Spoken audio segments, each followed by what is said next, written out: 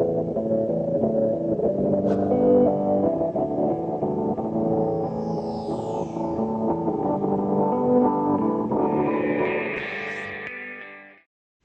I'm going to go ahead and call the meeting to order at 6 o'clock.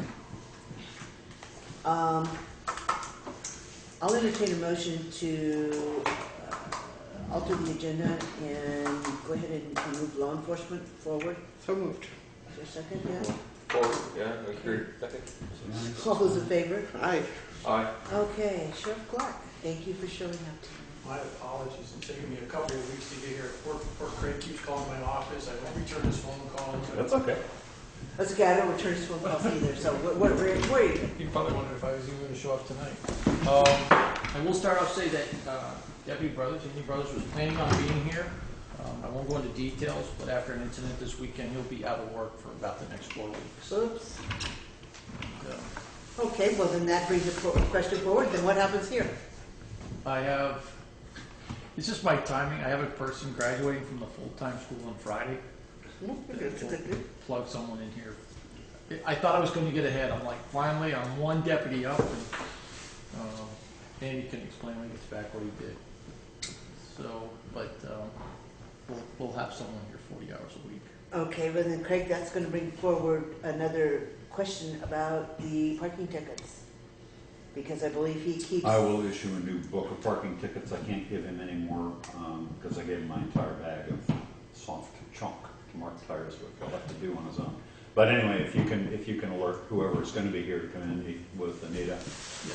we'll exchange information, get home phone numbers, all that stuff, and meet and greet. And I'll give him another book of parking. It'll be a separate book. Andy's available by phone. I can talk to him about fitting up in the shop and stuff like that. It's not a big deal. I just gave you some of that. No, it just sidewalk reminded me marking. because we've had some issues recently with parking tickets and just the fact that...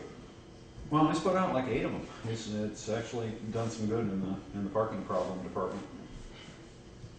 The other street's clean up there. It is. Okay. So the big question that we have for you is we're doing budget now, and we're looking at the community officer piece. And one of the discussions that the board had before we decided to move in this direction was the fact that the revenues from the tickets, having a community officer, would in fact offset the increase in the salary. Some. Yeah, to some extent. That really hasn't been the case. Not yet. And so we'd like, before we make a commitment for next year with the budget, to see if there's something we can do to begin to remedy that. I've already have, not only just for this town, but for other towns, looking at how much time they're putting in for traffic enforcement versus other types of calls. However, I will tell you, it's the same thing I've warned other towns. You'll see it's a balance period for the first few months, and we're seeing the same thing in Putney, where the deputy comes in, people start to know him, they start calling him directly or her directly, and then they're answering those calls because they think that's where you want the support, and then The other piece of it. the other piece drops. But I will tell you already for November that the amount of tickets issued was $400 to $500 more than for the month of September and October. I mean, just what you were speaking of, one of the things that we found as well is the fact that some of the second homeowners and or people who are not always here and in their homes have requested that he do drive-bys and check on the houses.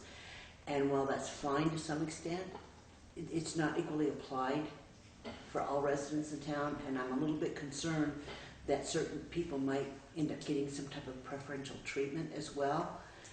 I'm not going to name any names because that's not fair, but I am a little bit concerned. We see on the reports that those checks are happening regularly for one individual resident, and I know for a fact that there are multiple houses in our town that don't have full-time people living in them.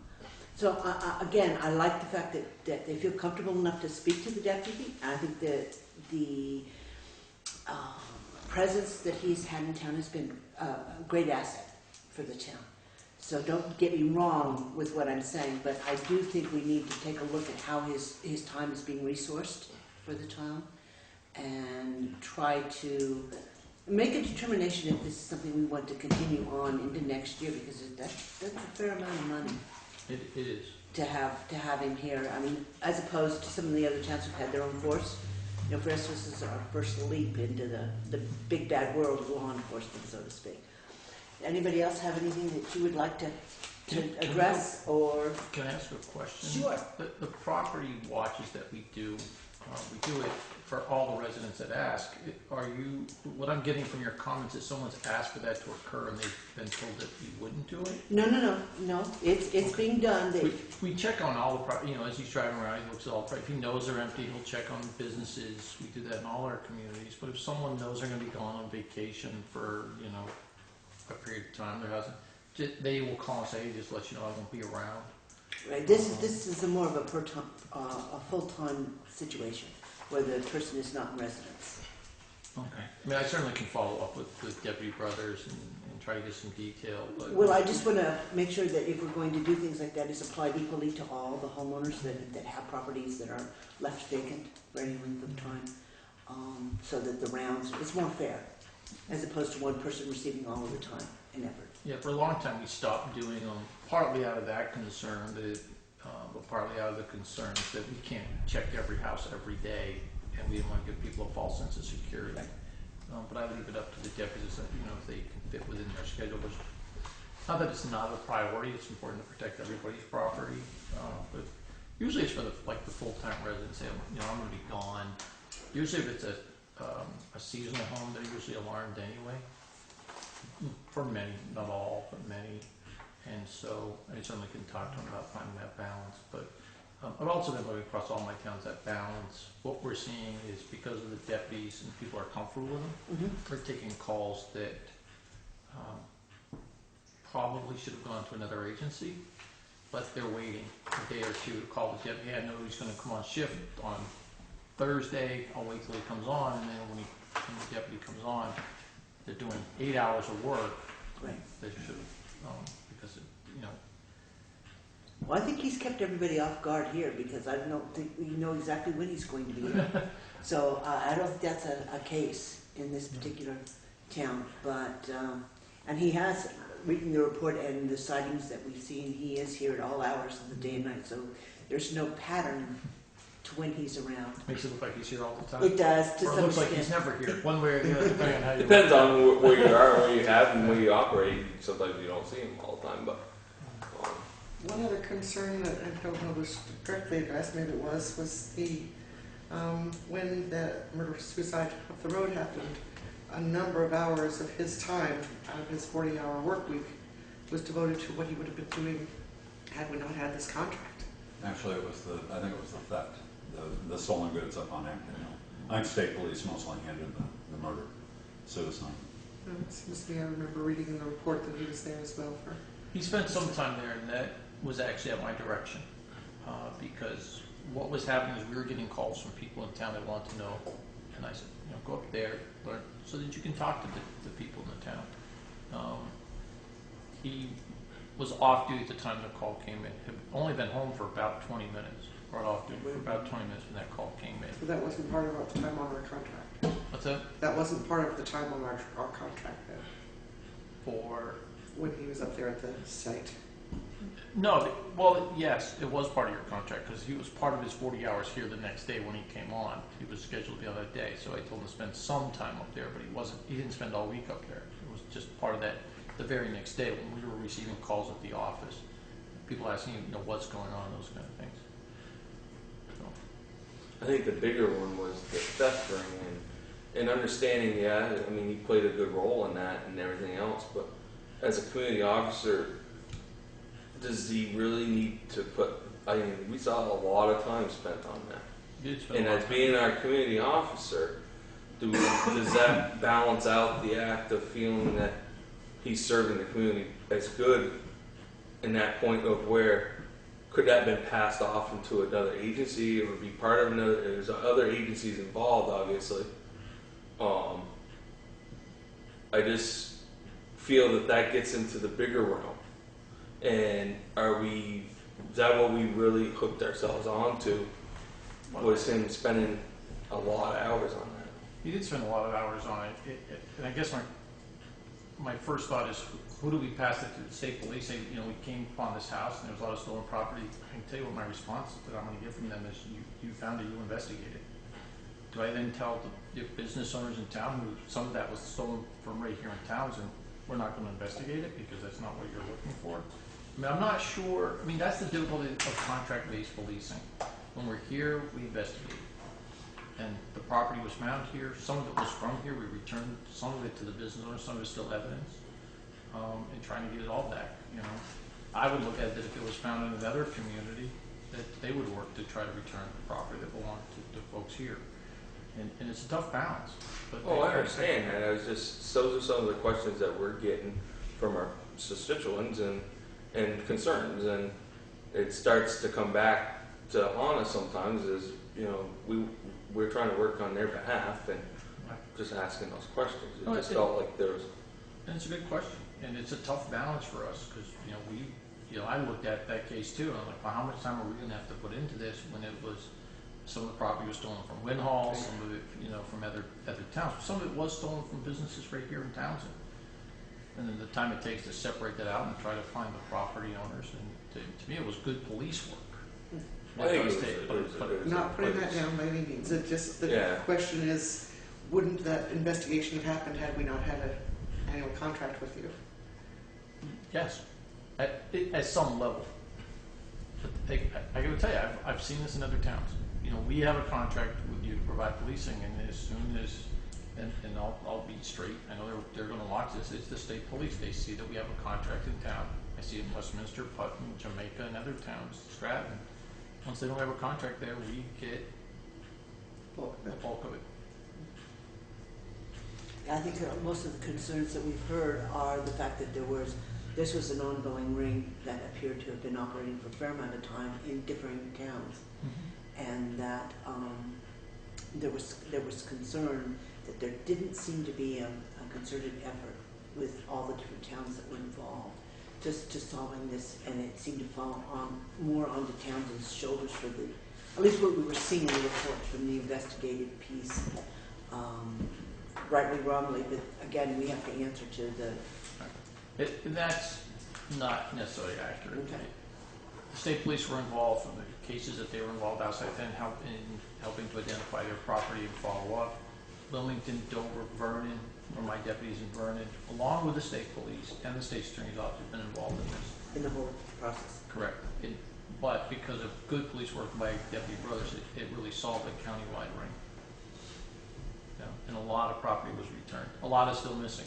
It's probably been sold and moved out of state. I mean, that was some of the reasons I knew the thefts were going on in town, and we wanted to try to cut it down. And I mean, that, to me, did his job.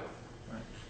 So I certainly appreciate the fact that you solved it. Yes. No, but your concerns are valid concerns, and it's the balance that I've been trying to find since I've been the sheriff, and it's tough. Because we pay for 40 hours a week, and yet we're doing about 168 hours worth of work in that 40 hours. Because, I can tell you when I looked in the system tonight, there's a couple of calls waiting that came in over the weekend that were called in, and the response was, well, wait till the deputy comes on in Townsend.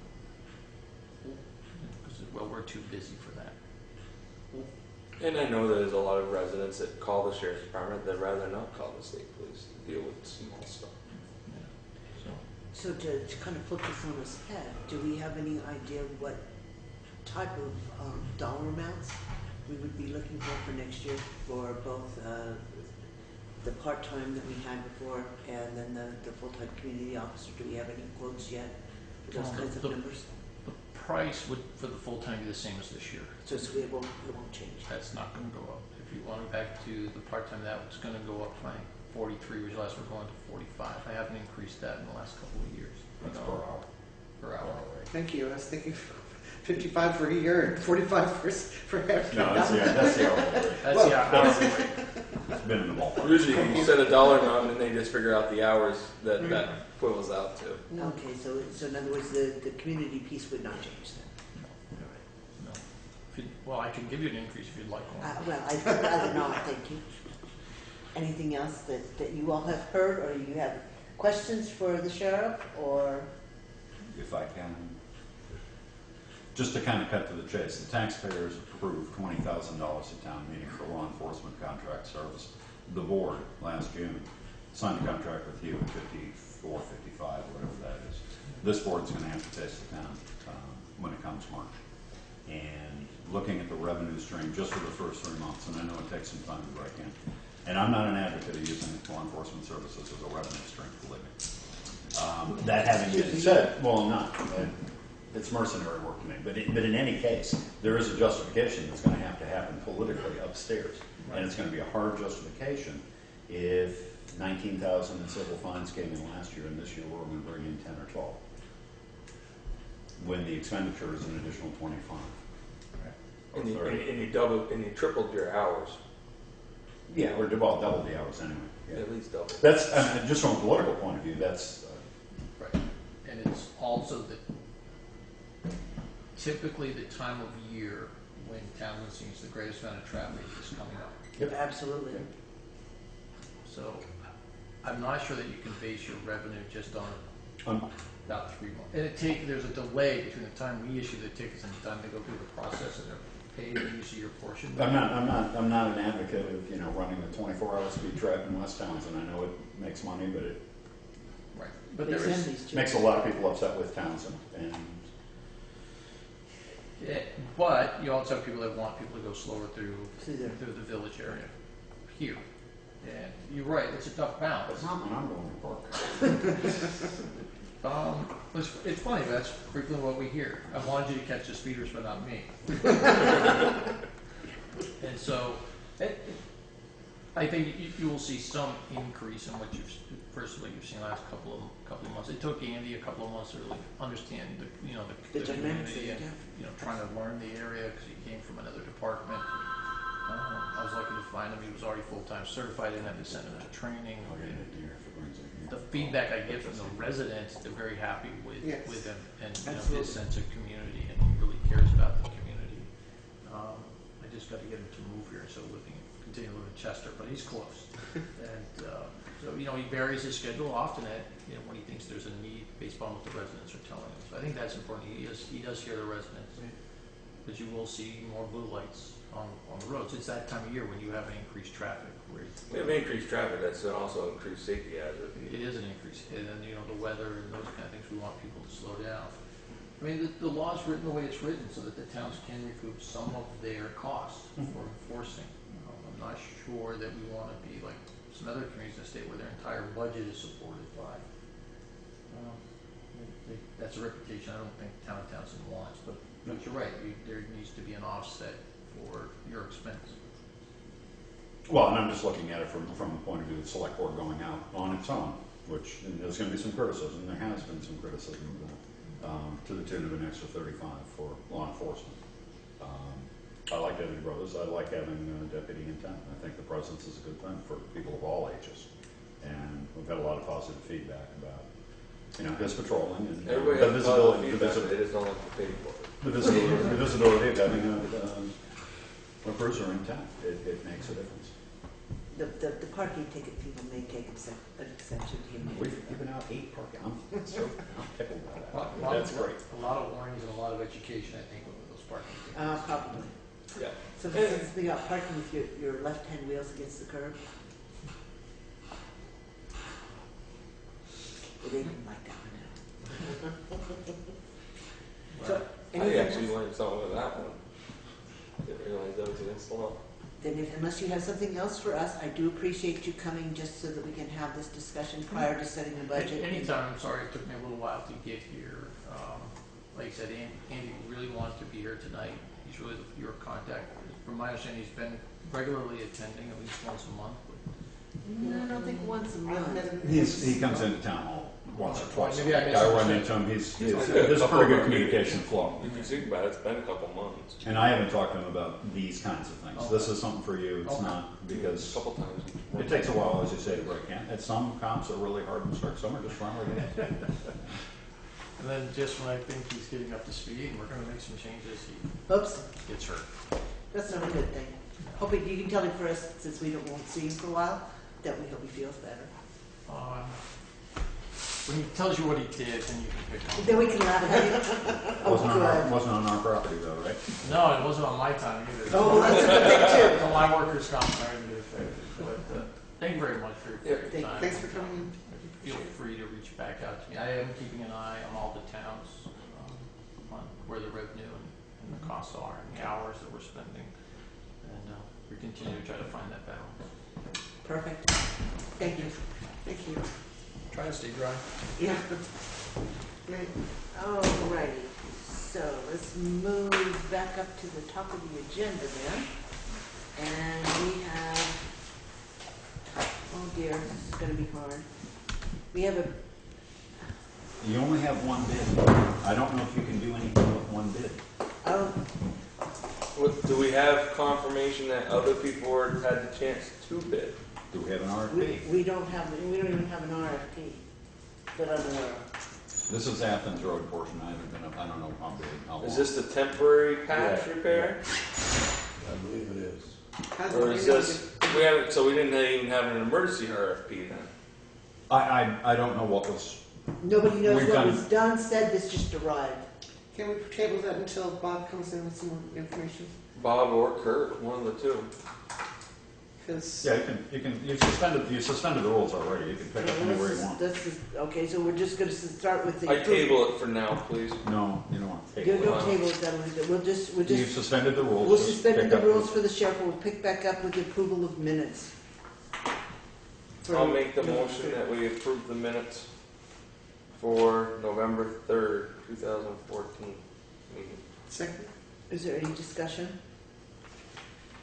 Hearing none, all those in favor of approving the minutes from November 3rd, 2014, signify by saying aye. Aye. Opposed? Abstentions? The motion passes. Additions and deletions. I need to add, under old business, I need to add the Valley Cares audit. Under new business, I would like to add garbage collection and town hall security cameras. New business garbage. Right, and town hall security cameras. Security Anything else, anybody? Not that this agenda already isn't 2 pages long, but We're nonsense. did I forget something? No. Okay. No. Okay, hearing nothing else, then let's move on to the warrants for the 17th. Okay. I'll make the motion for warrant number 11151, payroll for $9,605.45. second, Is there any discussion?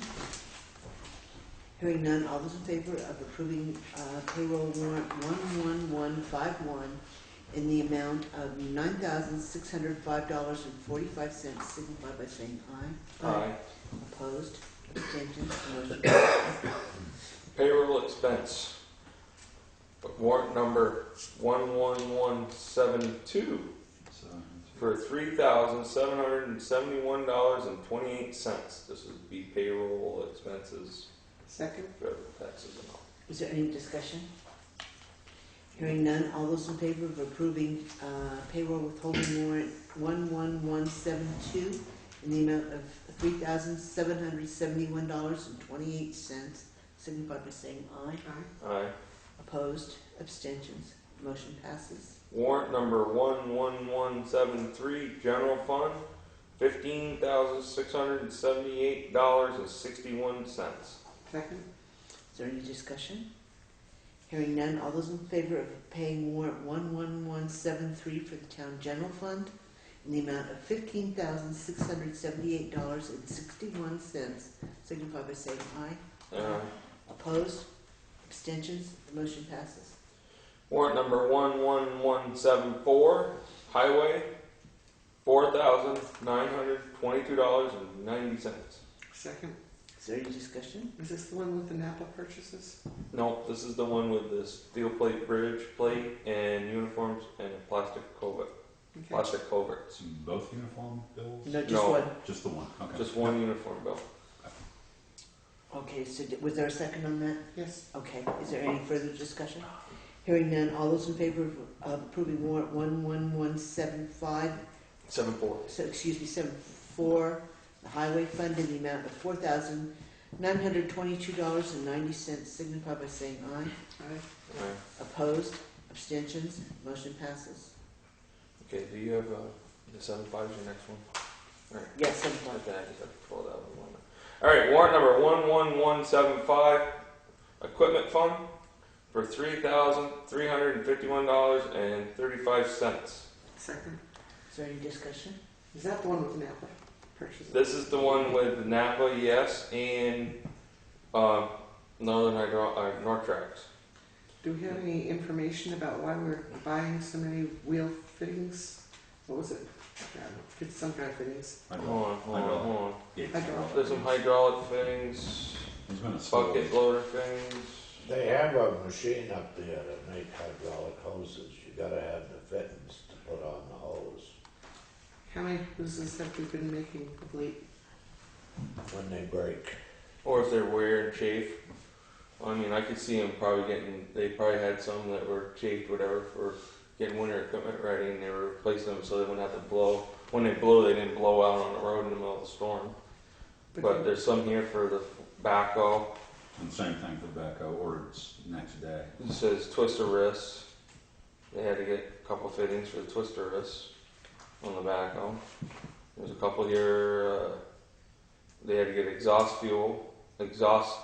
fluid, diesel exhaust fluid for T1 and T2. I mean, that's on there from Franklin. Battery terminal and bulbs. There's some bulbs there. Do we have any information whether this came through the payroll procedure that we set up with Kurt letting you know what he wanted to order and you check online? On these are on blanket These are on purchase the orders for, It's on the blanket. Oh, I don't wanna say 544 yeah, blanket PO. yeah. All Blanket of those PO are for the 410. So there's no better price we could have gotten. Oh, I can get better prices on the fittings, but I just need a heads up on them. And if we're putting them into stock, that's one thing. If they need them to make a hose, that's another. We just bought a lot of fittings for the backup, so I assume they replaced all the hoses in the last couple of months. And I just would like to Fluid, It's just a lot. filter. It's a lot of fittings, and those just flagged for me because 3 were ordered one day, and then 3 more exact same fitting were ordered the next day. And did you say there was an order not too long ago for another 12 or something? There have been a number of orders for gates fitting, and again, I assume they need them because that's why they got them. But I'm just seeing the same number reappear, and a fitting's a fitting, and you may use the same number on a lot of different hoses. And I'm sure All that Nortrax stuff is like, it's the air conditioner for the looks like service tickets Yeah. for the service. that goes back to maybe August, end of August, early September, something like that. Yeah, It's like a 60-day length. 916. I just, as I have said before, just would really like that procedure, to check when it is not an emergency. If these things were breaking and needed to be replaced right now, then yeah, we've got to just get them. But to the extent as possible, if these are in fact just stockpiling so that for the next time it breaks, he's got them, I would like them to go through you and have you do check online, see if we can for You cheap. get a better price, a little better price. Every nickel counts. I know. So, There he is. All right, is there any further discussion on the equipment fund? Hearing none, all those in favor of paying warrant 11175, the town equipment fund, in the amount of $3,351.35, signify by saying aye. Aye. Opposed, abstentions, motion passes. make the motion 11176 for $107.25. Is there a second? That's probably Second. highway fund? No. Oh yes, highway, sorry. Highway. No, it's okay. I'm trying to Second. remember. Is there any discussion? Yeah, this is a UniFirst contract service, invoice, and I, think there was some appropriate, or says it's lost or whatever, so it's missing. If you go back to number. Surcharge. Warrant number 11174, highway, there's another UniFirst. That's the standard contract of 5610. There were some change-ups on this last one here, which is why I think it's on a separate, but it's more than double the money, or just about double the money, and I didn't understand that. But anyway, it got put out separately. It says there was a lost product, is what this extra charge is for. Yeah, there's a lost product, there's upsize. Lost product, shirt C's, LSC, cotton special size change. It's $26 for a change. And an upside, or a split back. Sure, lost product. Kirk got bigger. And it says it's 4, and it said it's in red here that it's missing. It's in red, and it says 7. Then there's the usually quantity A laying, and it says 4 missing. So they must have only gave him 7. I think that's on the pickup. I don't know what the red pen is. That's the salesman's writing. The truck driver. And then he made an adjustment here. It's total service charge is $68 on top of the. Oh, minus. So it's $107. Which doesn't make sense. No, not when the standard contract is 5610. 5610. Bob, do you have any idea what that's about? This is the most recent bill, as I recall. It is. That's just last Friday's bill. And the one before that was fine, pretty standard. And if you want to look at what normally gets charged.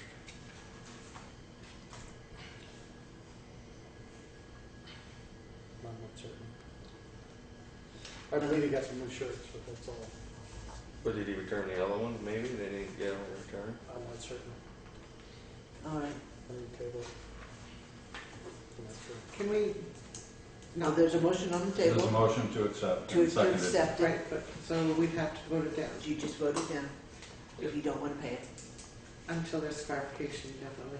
I don't want to pay it until there's. Well, there's It's a current bill as of Friday, so I mean, it's not like you don't have 30 days, I mean, if you want it. so are we ready for the vote? Yes. Yep. Okay, all those in favor of paying warrant 11176 for the highway fund in the amount of $107.25 signify by saying aye. Opposed? Yes. Yeah. Nay, whatever. Abstentions, the motion fails. So if you would be so kind I will to, do it. no, Yeah. write directly on the warrant. Do not pay, Oh, it's right there. I know it. Right on the one. Do not pay. until further notice. And date it. It's good to have a date on it. No, it should have had a date at the top of the warrant. It's got to be 11176. All right, so. All right, warrant number 11177. Say that real quick. Highway fund. $14,400. Is there a second? Second. Okay, is there any discussion? I'll just ask Bob. That's the A.S. Clark bill. Was that work completed? That work is completed. Oh, good. It's a gravel pit clearing. Okay, so is there And something. any further discussion on that bill? No. Hearing none. All those in favor of paying warrant 11177, the town highway fund, in the amount of $14,400, signify by saying aye. Aye. Opposed? Abstentions? The motion passes. I'm going to put that do not pay warrant right on top. That'll be all the warrants. Okay. Is Kurt not coming in tonight, Bob? Kurt left work to go today. Okay. Oh, hold on. This is all, absolutely all highway. Is this something you want me to run through with you and you'll pass it on, or how would you like to do You this? can do it that way if you'd like. Okay. Then we'll start first with the parking signs. I noticed they were up on the telephone poles. Has that been approved? with either the electric company or the phone company? Because you can't put things on telephone poles without approval. I just want to make sure. I am not certain. If we could make sure that that is okay to put on those poles. If not, I'd like to go ahead and get them put on the regular poles. Okay, where's my pen? Where's my ink here? Do we have a specific date for the new truck? No. Delivery? No, we do not. Kurt has called Tenco, and he's called them about 3 times, no return call. So he called corporate headquarters, and twice now, and he hasn't gotten a response back from them. And they also have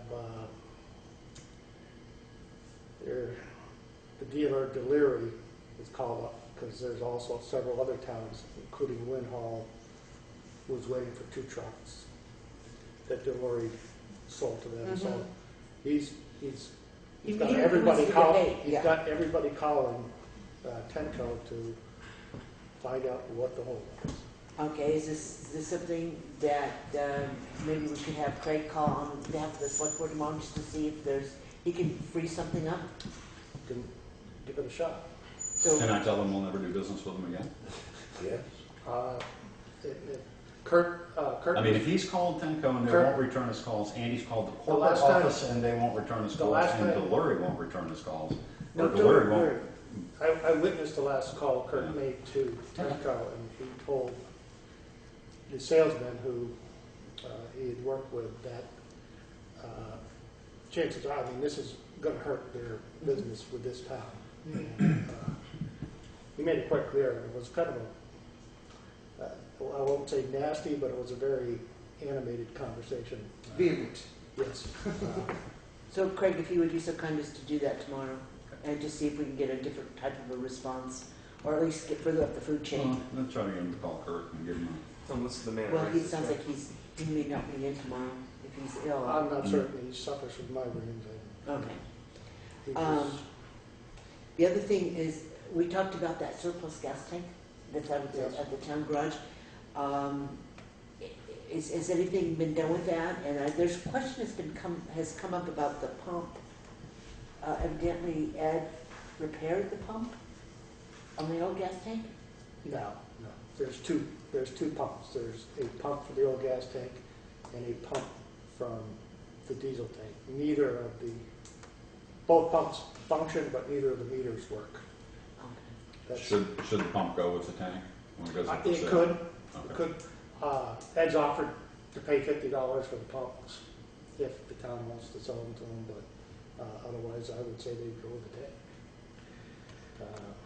Do we need to? I don't have it on Craigslist. I took pictures and I've got a software thing that's going on with my new computer, but aside from that, they came out fuzzy. And anyway, they'll be listed On this week. Craigslist? On Craigslist, but they'll also be posted around town and around the towns. I'll get a little flyer up. They're going to sell locally anyway, if it's So sold. if we could at least move forward on those tanks before. We'll get it out. It'll be out All this right. week. Thanks up for it. The next one we have is the Durwood Ridge culvert, and I'm just really confused because we had the bill and the warrants tonight for the plate, the bridge plate. I'm assuming it was delivered. Yes. And why was it overnighted? It wasn't. I just made the arrangement with Max Steel. They were coming down the next Oh, day. okay, so that, Pretty much, and it was a. okay. Okay, and then I have, did the RFP ever go out to potential people to do that work in the culvert? Not that I'm aware of. Because I don't remember ever seeing one. Kurt said he was going to talk. We needed an extension from A&R or something Yeah. on that, and I don't know if he talked to Todd Manise or not. He, But the RFP was going to be just to talk to, well, I won't name names, but just to talk to a couple local, because it wasn't going to be a big job. But it would take a couple of days and probably need an excavator to get it in there. And Kurt said that he hadn't been able to get blocked, and he hadn't been able to cut, that A&R hadn't called him back for a permit. So, a permit extension, I guess we had a short the extension. permit expired Permit expired. in October. So that was the holdup. So at the last meeting, I believe Kurt made the statement that he was gonna put up, some semi-permanent delineators. He went up there and widen the road on the right-hand side and straighten it out for the winter.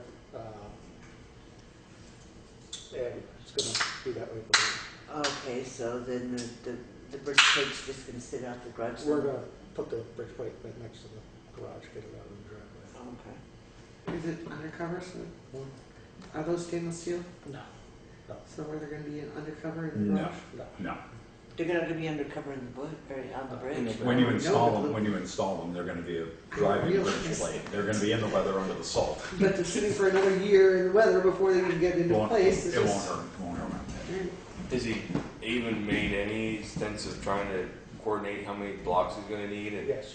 and try to make sure that that's ready to go when it's ready to go? I know he's been I know we calls could on probably blocks, order and he them. has a number. Should be able to order somewhat and plan for a rough date for the spring if we're gonna wait till the spring. If we can get blocks, are we ready to buy them? Yes. Okay. At what point is are you allowed to work in the brook again? I mean, That's what's up that, in the to spring? Is A&R. that- It's up with A&R. If it's an emergency, they'll let you do it when you need to do it if they think it's. And I didn't think there was much of a permit needed because it wasn't gonna affect the stream that much. It was just the steep part of that bank, and they were just gonna take out the old rhino. We'll get mud in the stream no matter what you do, so. Well, they had put a date on that Yeah. permit, so he called Manise and then he talked to Manise. Do you know how many blocks he's looking for, roughly? A dozen? He does. Okay. No, it's more than a dozen. Because Carroll Concrete has been sitting on 20 of them or 24 of them for a while, Okay. and they're $50 a piece. I don't think that's delivered though.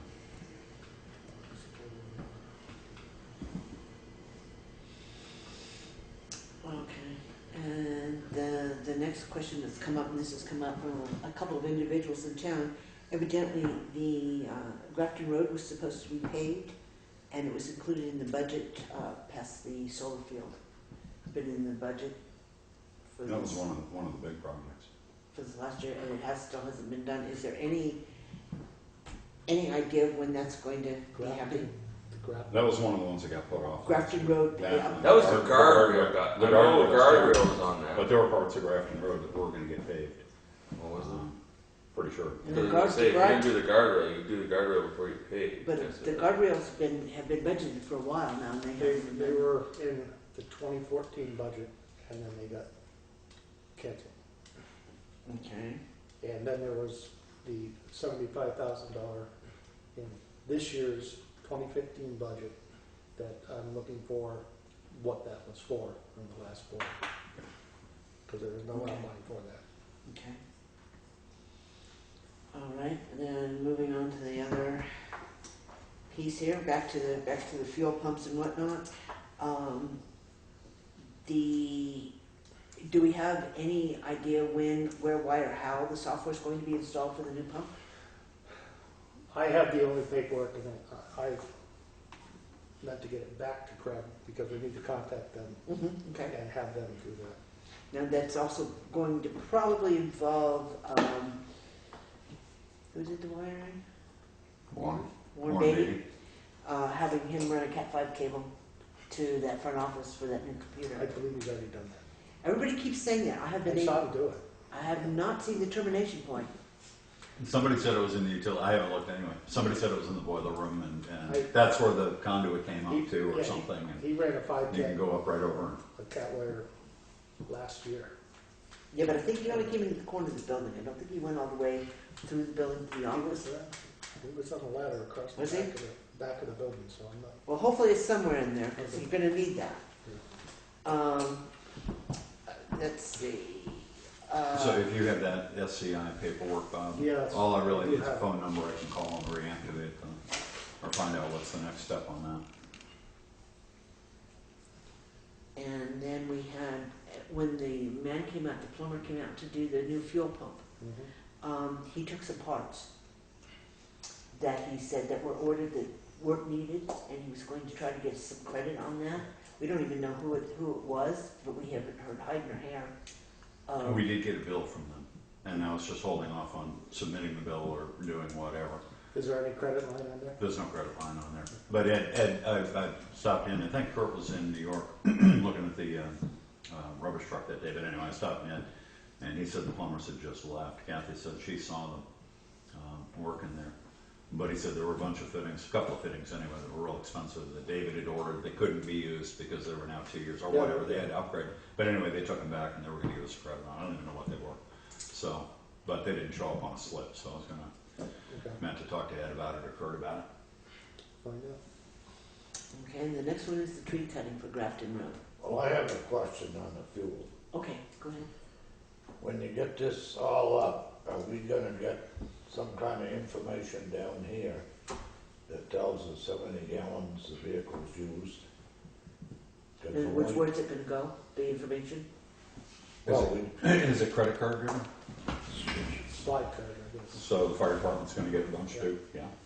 because when we done the budget, we didn't know how much fuel we used, because nobody's turning in slips, I guess. Mm-hmm. And Chris would like slips on the town trucks to keep track of how much fuel they're getting. Yeah, we have all the slips. Oh, you do? Yeah. All the slips are still at the garage. I had no idea where they went, so we just. Well, hold you on. should bring them down here, or I'd go up and get them. David must have used to take them because I don't. Yeah, he did, I think. They're at the garage.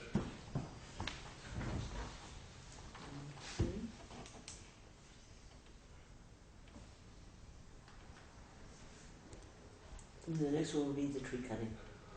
Do we have any idea what's going on? Because I believe at the last meeting we left a deadline as of tonight for those trees to be down, and they're not down. And the day after the meeting, I witnessed Kurt call him, and he called back, left a message on the machine that he would be there in 1 week and 1/2. And that is, well, it's 2 days past that now. All right, so I don't know what the pleasure of the board is, but I'm tired of asking this question. And at this point in time, we had 2 bids on that. As soon as I find them, there we are. Mine was definitely cheaper, but there again, if they don't take the trees down, it really doesn't matter. We had a second one from, what's this, insurance? Davey. From Davy's Trees for $11,100 to take down those same trees. Plus, I mean, I think they were going to try to get some of that. There was going to be more. I think there was quite a few more trees involved, but Up by the power lines, there was something they were working on. Yeah. But I'm not inclined to sit and wait for anymore. It's about the 13th. So, I mean, we could certainly have Craig call and basically thank them for their offer, but no thanks. And then have somebody call. Put it out to bid again. Or either put it out, well, it's not enough money, it really doesn't technically need to go out, does it? What's the cap? No, but they may not be able, I mean, David may not be available to come in right now, or that quote may still not be good, or you may want to That's get true. 2 more. I got a feeling Davy's quote would change. It has changed a lot. So. Well, there may be some other trees too. Some of them have fallen down, some of the little ones anyway. I mean, there could be some other ones that you identify right now that you can see differently than you had back last spring. Yes, I mean, we Like one on West Hill Road maybe out by that. we've been promised, this is the 3rd go-around with date changes. I say put it out there. I'd like to see us go back out to bid. I know it's going to extend out the problem, but I think that Davy tree contract is. We think that's what they're going to do it for, and end up sending us a bill for a lot more than. Well, we wouldn't, the board wouldn't sign an open-ended bill. I mean, Minot's was a very specific bill if we provided the flagging for it. It's just that was approved at the end of July, early August or something, and they were going to be here September-ish, and it's now December, essentially. Could we check with Dave's to see if they would stand by the bid that they submitted? If they say yes, they will stand by it, so that there's no change in numbers from what we're looking at. Contact me out and say, you're done, we're getting somebody else. Okay. And if he says no, he can't stand by that bid because prices have changed, whatever, then we put it back out for bid again to, I mean, there's more than 2 tree companies in the county, And a lot of them. so, but. I'm just thinking conditions may have changed since that original list, and we sent notices to the abutters. Seems like a long time ago. Yeah. It's been a long time ago. So what's your pleasure? How would you like for this to be handled? I'd like to get it done as soon as we can, so if Dave will stand by the bid that they put in, I'd like to see us go with that. Okay, If they will not stand by that bid, they need to reappraise, reassess, re-estimate, then we open it up for bid. so you want me to call Maya, and you want me to call David? I want to call Dave first. No, I want mine. All right, Mine's mine's done. now just done. All They're right, just done. done. Okay. They've You had need to their- follow that up in writing, however, it was a contract in writing needs to be terminated in writing. Yes, it does. It was a verbal, but yeah, There's, okay. there's no contract. There's a written. Estimate. For That was 15 good and for they got it 15 for a days. minute. I'd still like to see it It'll be followed in up in writing. writing. Thank you. All right, I will call, but it will be followed in writing. Does that sound good? If Dave. And will stand by yeah, the I'll call Davey and see if they're still available. bid? Dave or Dave? It's Davey, isn't Davey. Dave. it? Davey.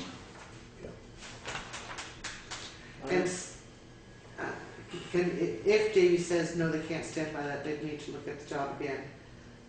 How quickly could we have a list of any additional trees that have come up to be needed to be taken down? I mean, it would be nice if we get somebody in here to just do everything he's doing. So if there have been additional trees that have tipped over and then knocked over, whatever, that need to come down. get I'll them call off Davey, before- see if they're available and will advise, and we'll figure it from there. And if we need to remark, or if you want to look at new, Yeah. or if it needs to go out to bid to another couple of companies as well. If We they also need to gotta make see sure it, we got enough money in the budget to handle that. Say what? Where's that money coming out of? It wasn't that 6,000 wasn't necessarily budgeted. Maybe part of either. that's right Yes, Yeah, so. it was actually in last year's budget, as I recall. we had tree cutting in the budget. Yeah, and I'll be looking this morning for next year. there. You got one bad tree on Simpson Brook. So there still technically is not a motion on the table. Gavin. Do we want the motion to About read? halfway up to Clay, truckloads cabin on the left. I make a You're motion gonna see that house, got that thing right full of. I make a motion. Like a whole. Right. that we notify Marriott Leading that they're, towards, way the out, brook. that they are I mean, the terminated road. Got for it? failing to appear. That Davey be contacted to see if they will stand by their original estimate of September, I think it was, May, whatever it was. Right. And if they, It's March, March. And if they June. will, June, sorry. if they will stand by that, to give them authority to find out when they can do it. If they say they can't do it till March, we need to, I mean, if they can get on straight away at the price that they did, then I suggest that we, So yeah, make that a motion. I am making it a motion. Yeah, I'm just trying to keep it to one page. Okay, Yeah, I'm gonna call Davey, I'm gonna find out if they're available at the same price, whether they need to review the job or not. If they're not available for a couple of months, can't do it this winter, relatively soon, then I will advise the highway crew, I'll advise the select board, you figure out where you wanna go from there. If they are available, I'll advise the highway crew, advise the select board, you figure out if you wanna just go for it. But your inclination at this point is to probably have them come in if they can get it. right after Thanksgiving and attend to it, if available, right, okay. You got the motion? Yeah, I don't have a second, is there discussion? Not yet, there's not a discussion. There's a Second, Okay, now is there any discussion? Hearing none, all those in favor of approving that motion, signify by saying aye. I'm gonna need a copy of the video. Opposed, abstentions, the motion, whatever it was, passes. Okay. The next one of the things I asked for, and since Kurt's not here, I'm assuming it didn't come in, I still would like to see the highway crew work details for October. And I would like to see them once a month hereafter so that we can start getting a rough idea of where people are and what they're actually doing. Yeah, I've come up with a nice format for a planner and for a report. Okay, So that'll good. be- That'll be it for the Alrighty. And then another one that you called, Craig, earlier in the week about the refrigerator up there. Evidently it had an episode overnight. It smoked out and black spotted the wall in the lunchroom. That's a little alarming. Yeah, that's why I plugged it and removed it. So the question becomes, Craig did check down with Kit to see if by any chance they had any used ones down there, and they did not. So the question becomes, if we buy a new one, is that something we would want to switch out the one that's currently in the town hall, put a new one in here for the people that rent the town hall, and move that one out to the town garage? It's got a freezer, which I think you guys wanted. Yeah, we just need something small. We don't need anything big, as long as it's an energy efficient one. I think that old clunker probably used more than some. Probably. Some. So how big of one do you want? Do you want like an apartment size one? Or? Yeah, apartment size would be fine, but if that's available and and you need something for here anyways, there's nothing wrong with a hand-me-down. Well, I think that one is a hand-me-down, as I recall, is it not? No, this one came from the auction barn. Yeah, so it's It's already. about new It's already. when Okay. When the town got it, How long ago was that? last year. I mean, It's springtime, something like that, would change that. there's room there for a full size, so it doesn't matter.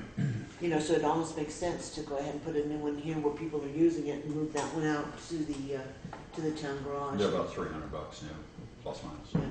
3 to 450. For full. For a 9 cubic foot standard issue, free delivery, Home Depot kind of a, or pick it up and keep kind of thing. So would that would suit the purposes for the garage then? Yes, absolutely. Would you guys be able to move this one down there? They moved the safe in here. Yeah. I think you can I get actually one. have I have a refrigerator down there, or appliance down I like that idea. Does that need a motion? I think we probably should. I would make a motion that we find a new 9 cubic yard refrigerator for New town hall. You don't want a 9 Whoa, that's a big refrigerator. We're gonna walk-in cooler. Sorry, I told you I don't know dimensions. 9 cubic feet, my refrigerator, and then should be efficient for the town hall. When that gets delivered, we get this existing one moved down to the town hall. There's another one of those long motions for you, Craig. I don't know how to shortcut it. If you don't like my motions, you make the damn motions, and I'll just say so moved. All right? Second it. Is there any further discussion on that? Hearing none, all those in favor of, You want to set a price limit? yeah, we better, up to, 350. 350 is going to be pretty cheap. I mean, and that's fine. And I have no problem buying an economical, low grade, good apartment, college, go to college, but a regular refrigerator with a freezer up on top, refrigerator. But if you buy one for 350, it's going to be the bottom of the line. And I have no problem with putting that in the garage, personally.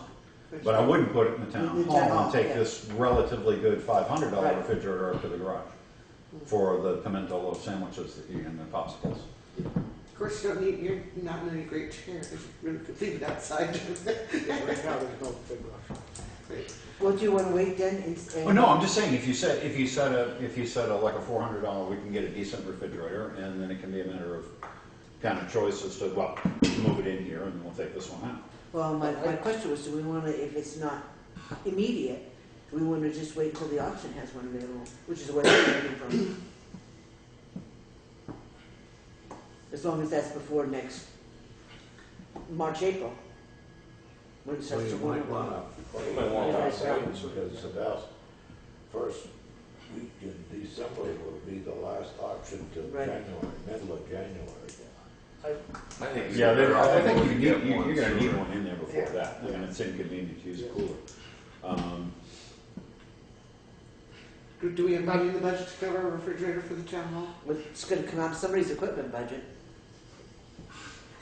There's got to be a budget line for the town hall refrigerator, or highway department equipment. Split it. There you go, split it in the middle. Yeah. Yeah. How about 450, and that way it gives us range? So is this one too small for this place? No, Just about right? But, I mean, yeah, well, I wouldn't get anything bigger than that anyway. Okay, we'll get a second. End of discussion. Okay.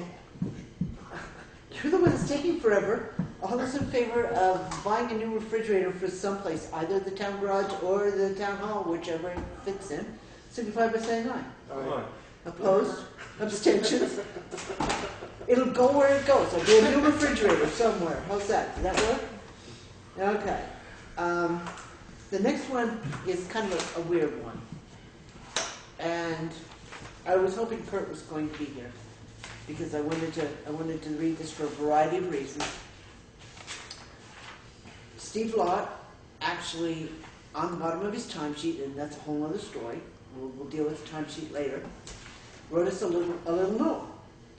And I'm gonna have to make some type of a statement. First of all, this is not an appropriate way to bring a topic before the select board on the bottom of your timesheet.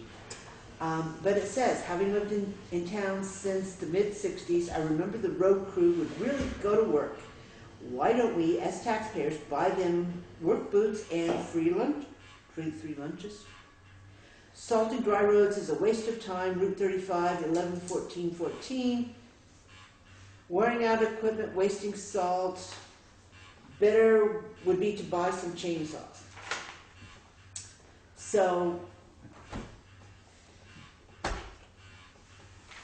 I need to bring, it's coming as correspondence. Is there anything anybody would like to address or say to that?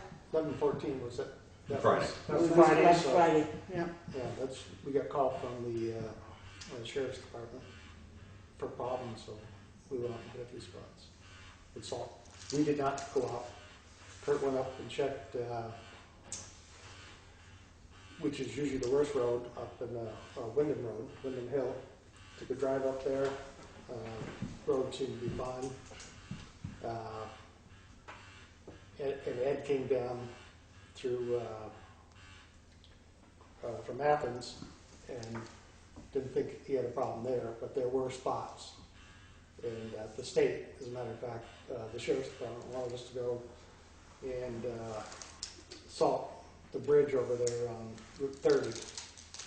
And they were directed to call the state, and the state did come up and salt the bridge because the bridge was slick. And then Kurt went out and touched up a few spots, but that was it. I mean, I'll bet you he didn't put out half a bucket. So, I don't know what the issue is. I know we get little love notes. But I assure you that, even this morning, we went out and we were just hitting the spots that were bad. We were not hitting everything. So, I don't know how you find those. That's it. Well, I left it at 4:30 this morning. It had to come forward as correspondence, so there it You is. guys just went by the ones that went out the door. What is that buzzing noise? That's Dale's chair. But it's, No, it's Scotia's. Well, somebody's chair. It ain't mine. Ah. you're right on it. I think it's always, in my opinion, better to err on the side of caution when it comes to the roads. Well, Nothing like doing a 360 on a highway when you don't School expect it. buses were running on Friday morning, and it was slick in front of me. There was ice on my car. I mean, not much. It's tough transition time, really. Yeah, it's a tough It's easier time. to It's a know. tough time of year. I mean, It's tough to make that call. Do I put it out And it here, changes. or You put it get out here? It's either in the valley or at the hilltop, or vice versa, that you get issues. Yeah. That's a long. And just for your own edification, Carol, they do say on the top of these timesheets, this is a copy, but the originals say this is not a copy, just so we're all aware that we're dealing with not a copy as well. Okay. Alrighty, moving on. We've already heard from Sheriff Clark. Actually, I had something I wanted to say about the highway. I'm a little concerned about the tree up there on the Grafton Road. It's on the side of the bank. It's about ready to roll down into the road. Yeah, we were gonna take care of that today, but I mean, if you guys needed extra help, you always probably get the sheriff to go up there and help you for a couple minutes. I'd just like to see that. It was looking pretty scary there. It's up on the flats. No, it's up in the on corner. hill. It's up on, okay. But it's up on the bank. Could just roll right down the road. Okay. And then the thing that we postponed was the paving bid, and there was questions about this. Now, what were the questions? Just one came in. We just got the one, and Never saw an RFP. right, there was no RFP that we saw. Do we have any idea what? There was I wrote something up, and I probably should have circulated it, but I wrote something up just describing what Kurt described at our last meeting. that there's roughly a 300-foot spot on the Athens Road that they were up filling potholes in. And when you walk the road filling the potholes, it's quite a dip, and Kurt wanted to try to get a shim coat put in there, because that section's gonna get paved next year anyway, so it's gonna have to be shimmed. So he was looking to shim that section. To whom did the notice go out? It went to Basin, Springfield Paving couldn't do it, O'Brien, and someone else. Lane maybe, or what? I don't forget who the other person was. And they were And told, O'Brien didn't send anything back. but they were told that it needed to be in by tonight if they were interested in the job? Yeah. And is it warm enough to still do this? It may not be. It's all at the mercy of the asphalt plant. Sometimes they run past Thanksgiving. But we paved up in,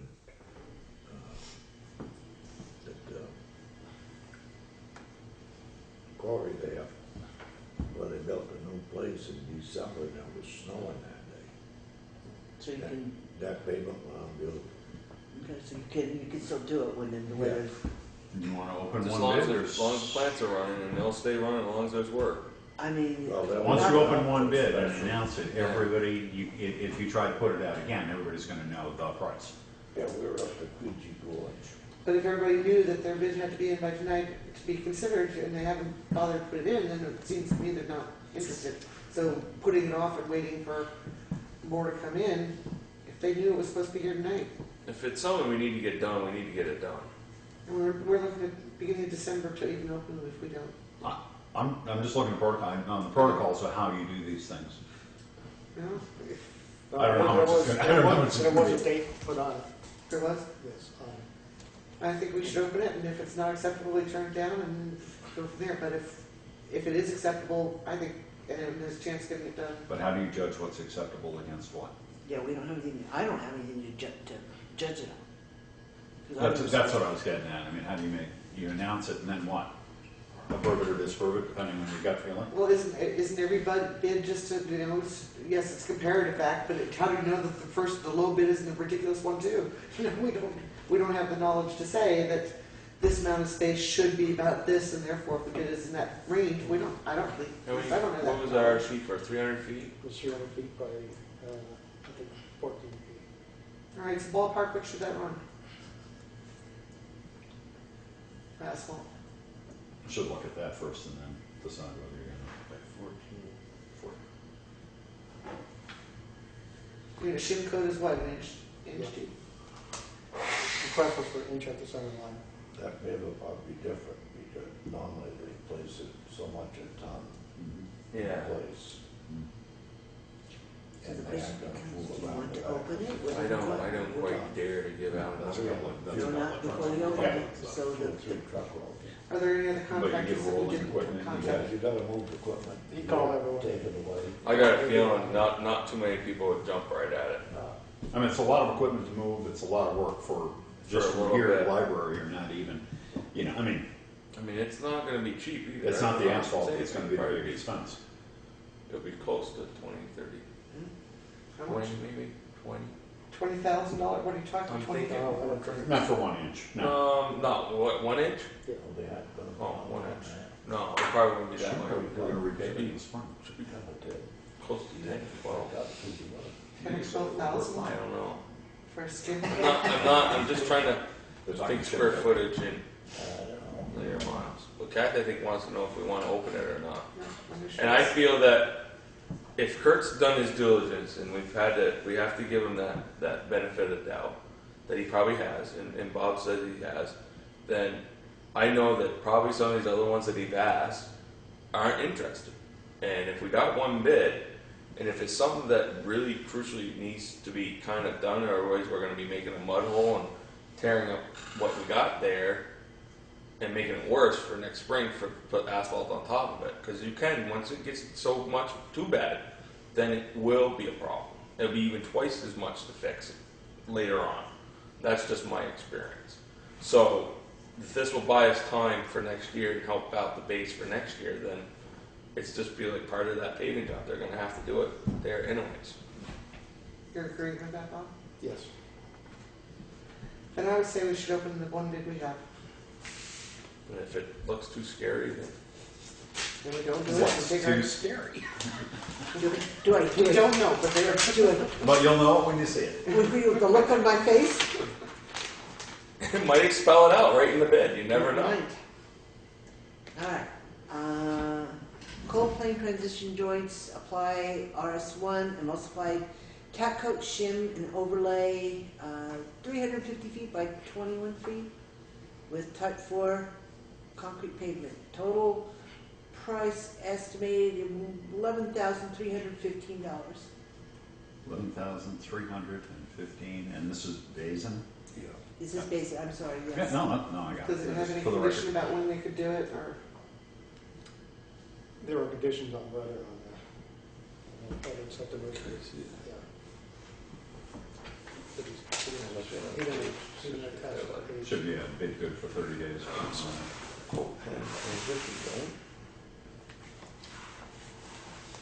Which is a standard going. Seems It's like a supposed to be lot, dry seems like- like a lot if you're just gonna repave again this spring.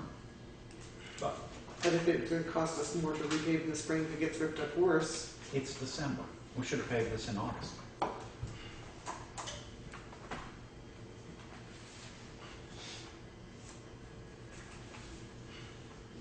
Did you see something with dates, proposed dates on it?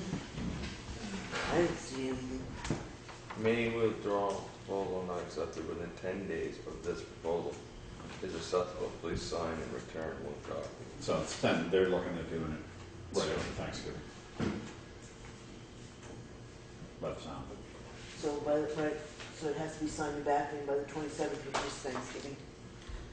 so if we pave, we're gonna be looking for a pavement contract for Grafton Road for next summer, right?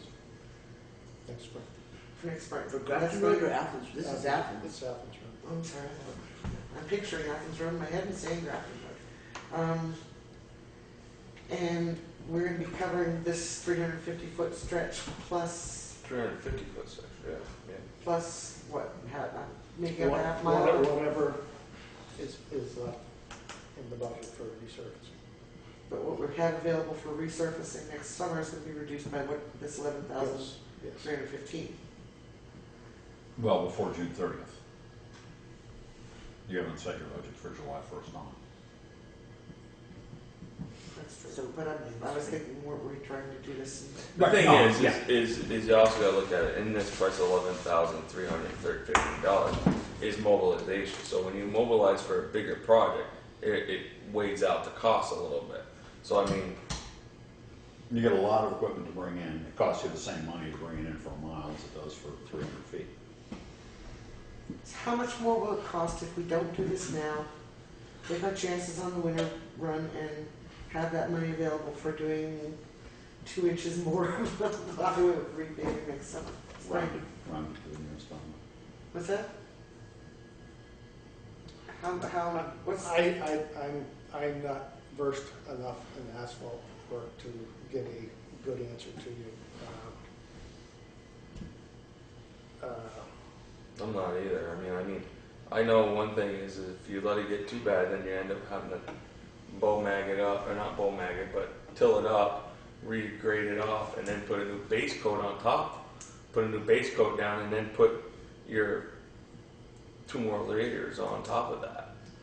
You could lose that sub base there, which might be, to win or lose. It could be. Can we make a motion to proceed with the work on the condition of review of the bid by our road foreman? I mean, so in other words, if he thinks that this is a reasonable expenditure to do now, yes, then that would be the final decider going Yes. forward or not? yes. I don't have any expertise with asphalt. I mean, I apologize to the board for not having the RFP in my possession that goes with it. I would've 21 known feet is the full more. width, right? What's Yeah. that? 21 feet side to side. Right. Well, that's just, when did this Should be date stamped on Friday, I think it came in, the Well, envelope. no, but the start and finish date was 11/13 to 11/14. Oh, yeah. Brother. So, well, they got it in here Friday, I believe. Well, Whatever it says on the envelope, it'd have to be Friday. whatever, but anyway, so that's the question is, we can certainly let Kurt review it, but it does need an authorized signature, which is gonna need to be from the board because it's a contract. How about a motion, once again, wordy, Carol, that Kathy be authorized to sign the contract on behalf of the town after consulting with Kurt tomorrow when he's available to discuss it. Is that fairly short? Yeah, that's fine. You're authorizing the chair to do it based on the collective opinion And if his take is that, with the. because I would rather see the money go into the final thing that's gonna last us forever, as opposed to a stopgap. But on the other hand, if the damage to the road, if we don't do the stopgap, is gonna make it 10 times worse for the final, then this is reasonable expenditure. If it can get by, I'd rather see it go into the final coat next year. And that is depleting our budget for that final coat. So, that wasn't all my motion, that was an explanation. That was her question. Is there a second to that? Second. Is there any further discussion? Hearing none, all those in favor of having the road foreman review the Basin Brothers proposal for paving the section of Athens Road that he's identified as needing treatment, and Authorizing you to. It's authorizing the chair to consult with the Okay. foreman and whatever, you could write it any way you want. All those in favor of doing that? Yes. Yes. Fine, we won't ask for no's then. So, I assume then, can you get this to Kurt in the morning? and I'll make a copy tonight. And then I'm going to need, can we do this in the morning, and if at all possible, because my day is full tomorrow. Okay. And somebody needs to be in touch with me prior to about 10 o'clock. I'll email you at 7. All right. We all got the town clerk's counter monies and the treasurer. Was there any more highway report from Bob? Were you done with highway reporting? I wasn't Yeah, okay. prepared. I just got off the highway We just got off about that. 6:30, so. How big was the tree? The tree was fairly good size. It was, the part that was in the road was not that big. Not the biggest enough. So, Joe. All right. As of today, you had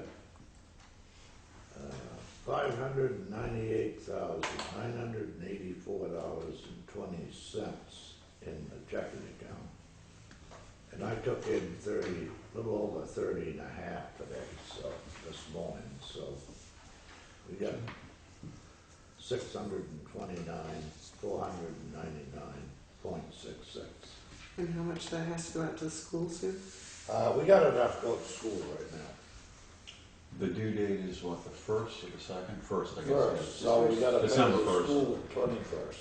And how much is that? 600,000 for the schools. So that leaves us about 50,000 to operate on? Did you- Yeah, but Yeah, but money's taxes gonna aren't due yet. No, They're not due coming until in this 1st. week, next week. So these are early returns, relatively. Yep. Okay. No, I think we'll be in good shape. Any other questions for the treasurer? Okay, Ryan, did you have anything for us this evening? You want this sheet again? I don't know what I have to say. No, I got it the last time, thank you. Yeah, I made a new one today. Oh, I got it, okay, if that's a.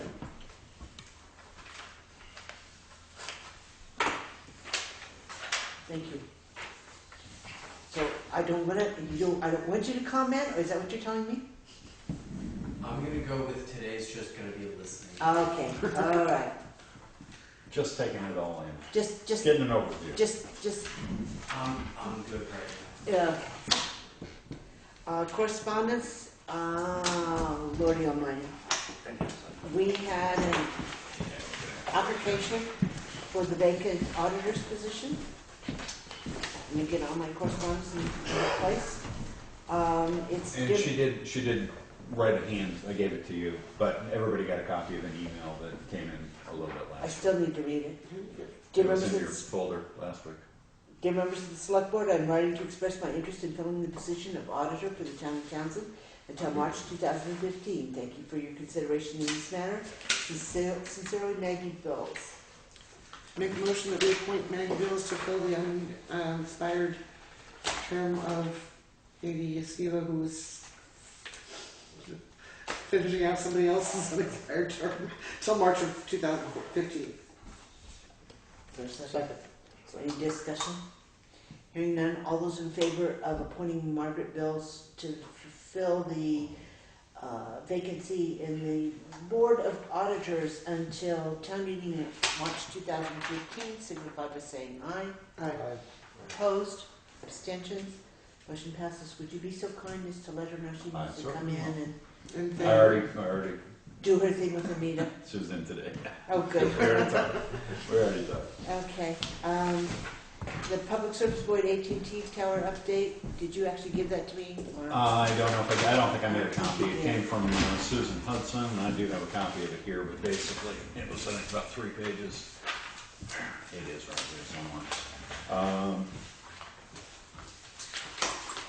Basically, the Public Service Board is acknowledging receipt of application from AT&T, and as far as I believe this says,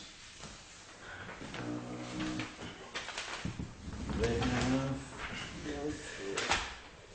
based on its review of the application and with the support of the town, the department, being the Vermont Department of Public Service, the department recommends that the board, which is the Public Service Board, without further investigation or hearings, issue an order approving a CPG for this project in Townsend. Sincerely, Telecommunications Special Counsel, Heather and Jarvis. So basically, the Public Service Board attorney is recommending that it be fast-tracked and a CPG be issued. so we still have. This is action. not, right, this is not an official, here's the CPG number, but it looks like, Once that's in though, that is the last hurdle and they can just put the tower up, or there's still many more steps? as far as I know, that is basically the last hurdle. Everybody's had a chance to weigh in, the municipality has weighed in, some concerns were addressed. Agency of Natural Resources, whoever, whatever, all that has been at least vetted out to that extent. So this is a very good move forward if this be the case. I would expect to hear pretty quick within Yeah, but a that few still weeks. doesn't mean it's on the construction schedule. Well, according to the consultation that Ms. Heggie and I had with Kingman, Andrew Kingman from Boston, it looks like it will probably be spring of 2016. Maybe Possibly late, the fall. maybe late fall 2015 for installation, but 2016. Okay. So don't get your cell phones yet. It's not a Black Friday. It's not this Not a Black Christmas, Friday next goodbye. Christmas maybe. All right. All right. We received today a request for review on the West River Snow Goer Snowmobile Club, asking for approval to snowmobile on the edge of or across the following town roads, and then list them out. This is pretty much the same list they submitted last year as well, Except except for number 10, which is the state highway. You cannot approve their crossing the state highway to the dam from Ritchie's Road to access Old Route 30, from the dam diner, excuse me. Number 10, Route 30 Okay. to cross from Ritchie Road to Old Route 30. Right. That's Route 30, it's a state highway. You have no authority over no, it. that's very true. Okay, so that's the additional one from last year. All of them Okay. are the same except for that one. They modified number 12, which is the only one. Right. But that one they added in there. Can I ask also about the old Route 30 there? Didn't that get thrown up in its entirety? Old Route 30 is part of the, it's part of the West River Trail, which is on Army Corps of Engineers property anyway. I do believe. It's not town property. So I do believe they have the access from that, and I do believe they have permission from the Army Corps. It's an open trail. That said, I don't think you can permit them to cross Route 30, where the sheriff is sitting running radar, because I don't think you have the authority to do that. And that is an additional request from last year, and all the ones that you had from last year are essentially on there. I make a motion that we Unchanged. make a motion that we approve their crossing all roads except number 10, which they'll have to take up with the state. Trying to get shorter. Is that better? Is there a second? Second. Is there any discussion? Yes, so number 12 is probably the same as number 10. I'm sorry? Yes. Number 12 is probably the same deal as number 10. Don't the Allen Ware crossing Route 30 at River Bend Farm Market for gas. Right. Oh, yeah. Actually, and that's in addition too, isn't it? I saw Ellen Ware, that's It number said 11. East Hill, the one that you, well, they just said Ellen Ware. Yeah, no, I just saw the last one was Ellen Ware, and I saw they modified it, but you're right. But Ellen Crossing Ware Route should 30. be on that list. They're going to use Ellen Ware. They cross in front of my house too, on Route 30. That's on Mhm. Yeah. That one they don't have the request for. They do Riverdale. Okay, so it's the request of November 14. Well, it says the length of Ellen Ware Road crossing Route 30 to Riverbend Farm Market. So how would you interpret that? I would interpret Well, it be me, or I They're believe. talking about the crossing and the road. Yes. I think the motion as presented by Carol is to approve the list with the exceptions of the crossing Route 30's Okay. requests as listed in numbers 10 and 12 that Bob just brought up, because you don't have jurisdiction. Right. Okay. And I just want to make a point out of saying, on Sawdust Alley in particular, the section of snowbank that they ride on, in fact, is virtually impossible to see them coming out of the driveways. The snowbank is so high, and they're coming above the level of the cars a lot of times. And there's a new property owner across the street that's a full-time resident, and he's never had to deal with snowmobiles above his head, which is something new. They need to be cautioned that when the snow is like that and those are so high, that in fact they need to exercise extreme caution because you cannot see them. You can hear them, but you can't see them. Did we have a second?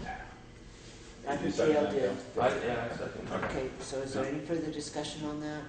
So should I recommend that they slow before crossing even more? I mean, they usually post signs, but I don't know. Before crossing what? Well, in your comment, Sawdust Alley, but But they're- in general at any crossing? They're going to cross driveways. If they're riding up along the top of the snowbanks, they're going to cross driveways. And they just need to be aware of the fact that they're above the level of the site. So it's not just Vision. that they're coming up in a cross and going across the road like that. No, they're It's that actually they're riding- riding on the top and then, I think maybe you should just send that note with them and saying there's some concerns about Sawdust Alley. along, or riding in the snowbank. right of way or riding on Making the sure banks. it's staying, So that's- you know, have visibility. So all those in favor of approving the motion with the exclusions of the permission for the Route 30 crossings, signify by saying aye. Aye. Opposed? Abstentions? The motion passes. All right. WCSU request. For those of you who aren't aware, the select board received a request from the after-school coordinator for WCSU asking that we put either a special article into the town warning or that we, I got it, or that we, either a special warning or that we just do a social services request for $1,000 to pay Leland Gray students to act as counselors for elementary school students after school as part of this program. The board circulated a draft letter. I wrote a draft letter in response to that for my 10 years on the school board and reminded Ms. Fuller that in fact that request was not something that should have come to the select board, it in fact should have gone to the school board, and that any fundraising that was done outside of the school budget was not considered by the state to be an appropriate way to raise funds. So that letter has gone out, and I would entertain a motion to ratify that letter as it was written, and I think you all have copies of Yes, it, the finalized. So I'd entertain a motion to ratify that letter that has gone out on behalf of the select board. So moved. Is there a second? Second. Is there any further discussion on that? Hearing none, all those in favor of ratifying the letter that went out in response to Ms. Fuller's request, signify by saying aye. Aye. Opposed? Abstentions? Motion passes. All right. Which one do we want to tackle first? Hopefully we can go down. Let's do the theme update. Is there any news on getting East Hill finally No, done? no. Any hope? It will be done. My part of it, one way or the other, it will be done by Thanksgiving. Hopefully by the end of this week, because I don't want to do it next week. I'll have it submitted. Right or wrong. And if it comes back wrong, we'll hire somebody to do it, but I'm trying. Any other questions or? Okay. Stone Rush Bridge repair? Haven't met with Steve yet. It's in the queue. But how many bridges are we actually looking at with that one? We're really only looking at 3 bridges that are going to Three. seriously need repair, and maybe 1 or 2 that are going to need to be dug out, brush cut kind of thing, but they're not. It's not significant. The ones that we're looking at that are in serious need of masonry work are the ones that are really interested, because those are the most tender and should be done the soonest. Alrighty. Municipal streetlights. I have gone out 3 times and inventoried and come up with a list of 26 streetlights serving towns of Harmonyville, Townsend, and West Townsend. Green Mountain Power, interestingly enough, has us for 34, which means for the last 3 years anyway, since Green Mountain Power took over, we've been charged for 8 lamps that we don't even have.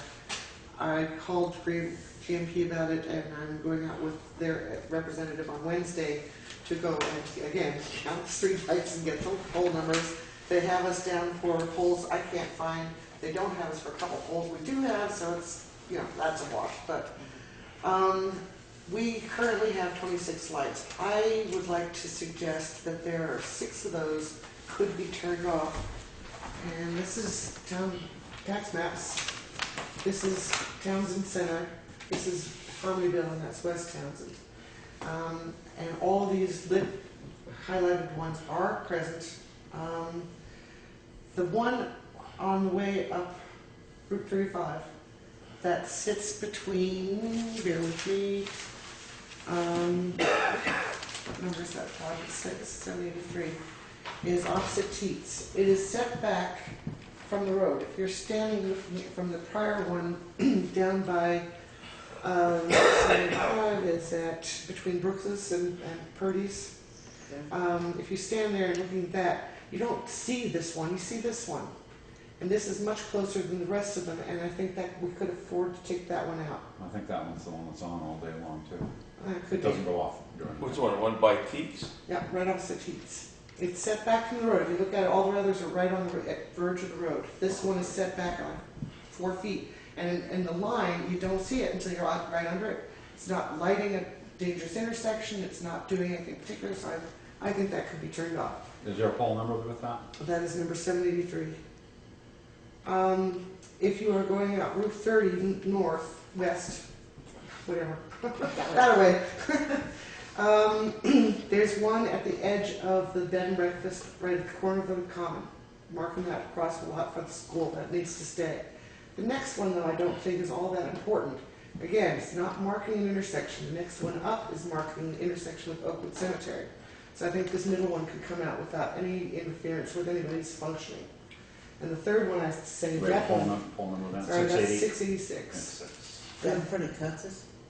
No. No, that's closer to Cutsy's. That's That beyond. would be, Actually, that's beyond Chase's. I actually think that one's lighting up, because you gotta remember, those are all connecting walkways, there's granted the sidewalks are on the other side of the road, but that's your village center, so you got. No, we're getting This outside one, the center. this one's past, This is Well, past so the what center. she's talking about is then Oak Grove Cemetery and the one at the crosswalk. There's This one is- in between? The one in between the two. Yes, there's one at the so Oakwood Cemetery entrance, there's one at the crosswalk, there's one in between I don't think is necessary. it's after the curve and it's after Mountain View Road and No, they're all before, but it's right at the edge of Right. Chase's property, at the northern edge, right across from Jeffers' house. I I think mean, that's... it just links that whole, Yeah, but Main again, if Street you look at the carrier. spacing of all the ones up like at Harmonyville Hill, it's much closer to and wide. I mean, it's well, not like we got a individual sidewalk. board members need to, now that they're identified, and she's making a recommendation, actually go look at them Mhm. at night and have a, right, that's what I'm saying. make an opinion And on the it. third one I feel is definite, should go off, is out at the end of Old Route 30, out by Crowley's. Can't even be seen from Route 30. It benefits no one in general in the town. I'm sure it's a value to them down there, but this is a pretty substantial cost ongoing to the town as a whole when you can't even see it from Route 30. And most Is people, it also deterring vandals down there though? There's no houses beyond. But there's no houses there. That's not a sharp. Bob, do you use it for a turnaround? They go way past that for the turnaround. Is there a number on that one, Carol? Yep, that one is 5, well, Our number is Yeah, I know, 535-3, they say it's 538-3, but I went, Yeah, it's 535-3, we've looked at it 6 times. Okay. those are the three I would say should definitely go off. I think those truly, there's a really good argument. There's three others that I would like to propose thinking about, and those would be, I have those in the dotted line. 826 is sitting between, come on, 826. It's in Harmonyville. No, it's right here. It's the wrong list. 826 is between, yes, that is the one by Harmonyville, you're right, by the factory. It's not marking the entrance to Oakwood, to Sawdust Alley. It's, quite a bit further down the road. It's closer to the supervisory union. So, that one's kind of iffy, but look at it. It's not really marking the intersection. On the other hand, it is an important intersection. A lot of traffic comes off of Tatchville Road from that direction, that way, all the residents of Sawmill. So that one could be considered. Yeah. The next one I thought could be considered is number 799, and that one is Townshend between the Rounds and the Clayton apartment buildings. That really is sort of outside of the scope of the village. You've got the light from 801, you've got the light across the street here, so I'm not sure that one needs to be on. Again, I put it on the, consider it, look at it. And the last one is number 542 opposite Valentine's up in West Townsend. We've got the one at the corner of Back Wyndham Road, we've got the one at the post office marking Wyndham Hill Road. I don't know that one is of any particular significance. I mean, I every evening I'm driving by it, I look at it, and what's it really lighting up here? I have a little philosophy about streetlights, and I'll just throw it out there. Those streetlights that you just mentioned doesn't seem to be very important in some sense, but in some other sense it would. And the way I see that is, it's in your areas where your speed limit starts to reduce, and it subconsciously makes you think, I'm coming into something. And there is a lot of that theory. Which is And why, those theories of those are some of the theories that I look at streetlights. which is why that 542, the one in West Townsend, the first one on the left, maybe there's an argument to keep that. Now, I'm not, the first three I really think we don't need. These last three, there's at least an argument. I'd like you to look at them if you can work them in your head. Because I just think that this links that all the way up that corridors. Those different speed corridors, it kind of links them a little bit. The next step of my streetlight proposal is that there's a thing called Energy Efficiency Vermont, that will pay for the cost of switching over existing streetlights to LED lights. If their undepreciated value is less than $100, they pay for the entire cost. There's no cost to us at all. We do have about 6 lights that were put in the 2000s, 2004, 2010. is the range, and I don't know whether those are under depreciated to $100 remaining value, but the 1979 poles, I can pretty much guarantee those have no value left. So I can't say that all of them would be covered. I did get in touch with Efficiency Vermont to get started on them looking at it. This does not lock us into doing anything, to deciding how many lights, to deciding whether all or some lights would be switched over. But it gets us in the queue to be looking at if we decide to go forward and sign a contract with them, the lights could be redone in the spring of 2015. I got numbers from the town of Jamaica on how much they have saved in switching over, because they did this. Efficiency Vermont paid for all of their lights. There was no cost to them whatsoever, but based on the individual lights, I can't guarantee that. And instead of, if I can find the right piece of paper, right now we are paying $1.04 per light per day for pole number 795, which is the one here at the intersection of Route 30 and Route 35, Main Street light. That's the most powerful light we have. For the 3700 ones, which are the bulk of them, that's 53.5 cents a day. And the mid-sized one, 7,000 lumens, I guess, is 63 cents a day. When they switch to LED lights, so that, I got that. It drops on a 7,000, it dropped from 63 to 39 cents a day. All the mercury vapor lamps should be switched out. The high pressure sodium lamps aren't bad, but they've got shields on the top that are letting a lot of light go up and out. They're not focused very well. These were put in 20, 30 years ago for the most part, and some of them have changed to high pressure sodium, but they're not. Those are the yellowish ones. They're not as efficient as they should be. Being going to LED will save us at least I was going to say the street light bill is roughly $550 a month. Is that not correct? $550 a month roughly, and it changes season to season. But they're guessing at it. There's no meter on them. So if a light bulb goes out, Right. or if a car hits the pole, they take the pole down, put a new pole up, but don't put a little light on it. You can end up with 5 or 6 lights that you're charged for year after year after year, which don't exist. Right. They say we have 34. Carol and I have counted 26. That's what's out there. In any event, the mercury vapor lights have been in since the late 60s, early 70s, or mid 70s for the most part. I think we should get the numbers of them accurate. And the LEDs will come with a down shade on them that'll put the light where, as you know, they decide it's needed, but it'll spread out onto the street. It won't light up the clouds and the adjoining trees and houses and all of that. They asked me to print off 2 copies of this memorandum of agreement that says that the signing of this will get us into their system in the queue for the street lights replaced in 2015. There's no financial commitment on behalf of the town for signing this. So I would like to make a motion that Kathy be authorized to sign these 2 copies of this MOA. If they want to read the literature from this pretty short letter.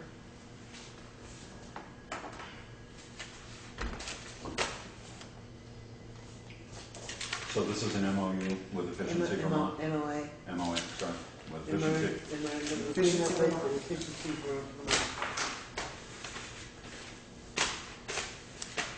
Is there a second to that? Or do you want to take a few minutes to read it? I'd like to read it myself.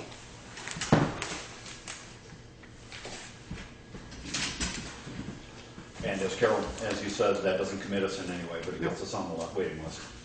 And once we get it resolved with the Green Mountain Power, how many lamps we really have, and then with you guys decide if we're going to keep them all or if we're going to turn some of them off. Once we have a final list, we can present that to Efficiency Vermont and tell them these are the lights we want to keep. Find out what they will give us on replacing with LED lights, so equivalent lumens, and until they come up with a proposal, we're not signing onto a contract. We can say no, we don't want to do it. But I think it's not too, especially if bulk of the cost, if not all of it, will be covered by. And my understanding is that even if there is a charge, you're going to make that back within a year or 2 anyway, because of the increased savings. Yeah. But also the putting of light where you want it, which means you can go to a much lower lumen output and focus it where you want it, rather than just broadcast general street light. So The one that's down not- here by the tennis courts that lights up the ball field. I mean, it's just, it's ridiculous to have it on all night long, but That's not a street light, so we can't do anything. well, no, yeah, it's not ours. It's not ours. It's a security light as much as anything else. So is there a second to the motion? Yeah, also. Thank you. Is there any further discussion? Hearing none, all those in favor of signing the memorandum of agreement between Efficiency Vermont and the town of Townsend signify by saying aye. Aye. Opposed? Abstentions? But it's to Motion passes. authorize the chair, so. but, yeah. The only thing that we'll need is who should be the contact person. I filled out some of the information, but I stopped dead in my tracks with who should it be Craig, should it be you, should it be me? Kathy loves to talk to people on the phone. I'd be willing to be the contact person on this one if you want, but just because I've gotten so immersed in the damn project. I mean, we can, it keeps my email address out of it. I'm getting enough little love letters via email. So why don't you go ahead and fill that out, I'll sign the contract. Why don't you put me in as a second, Carol, just because you will have the administrative assistant here. And this may take longer than Right. a select board member's term, depending. I mean, I know you're here for another 3 year up, but, no, I do, and I'm pretty much guaranteed that, but Craig Hunt. And Craig, what, give me your email. Craig at townsendvt.net. For punctuation, right? No. .net.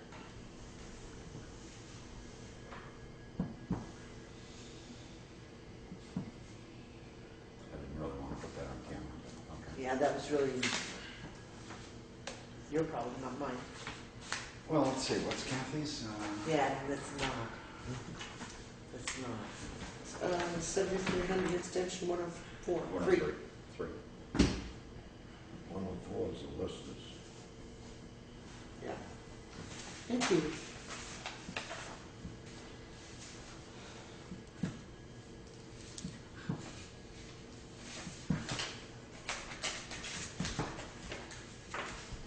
Just for curiosity's sake, Jamaica's monthly bill was dropped. They did do this in the fall of 2013, and they went from $6,511 monthly charge to Not a month. annual. I'm sorry, Yeah. annual to. There's the other half of that one. Thank you. I'll fill it out. That doesn't They wouldn't help. have a full year yet, would they? Right. They went from 629 a month to 439. And I know they added a few.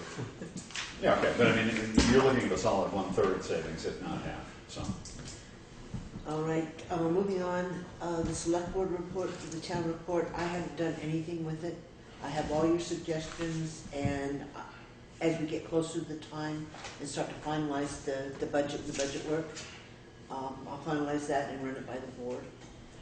I'm gonna skip over the next one for the time being, move on to the Oakwood acreage correction.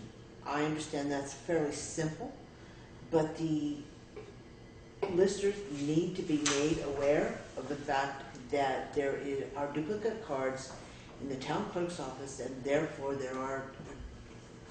is a doubling of the acreage that is attributed to the cemetery.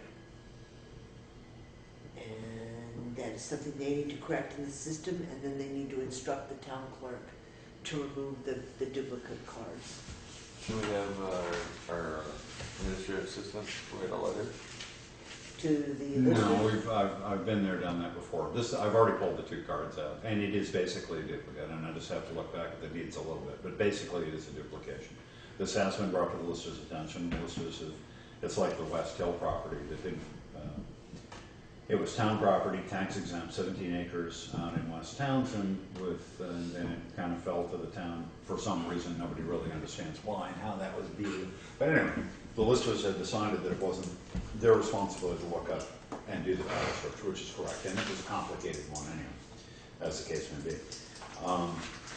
Arguably on these, and there have been a number of them, some of them were brought to grievance last year after the reappraisal. The listers do have to be involved to some extent in order to straighten this out. They are on property maps, they are on cards. We need to get it very clear as to which one belongs to which and which one is accurate, especially where municipal property is concerned. And there are other cards that need to be done. There's missing acreage as well that needs to be looked at. Are we ever gonna do anything about that 17-acre piece, or 17-acre piece? We'll deal with that when, yes, after we get some guidance at town meeting.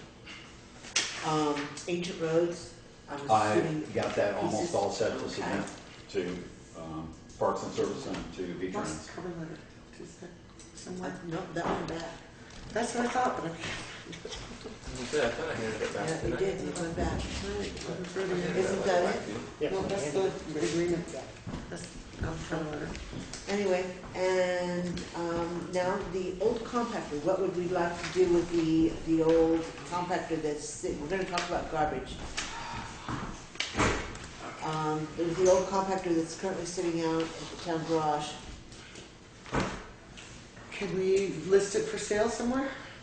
Is there some way of getting a value, ballpark value, and saying for sale for $10,000 or whatever? Oh, don't we wish? I don't know. That's what I said. Is there some way of getting value? What is Kurt's feelings on that, or should we, I was wondering if we should hang on to it and make sure this other one keeps going for a little bit, or do we want to get rid of it? Surely this one is quick work. I know it's I don't gonna think you work, want but- to use the old one as a backup.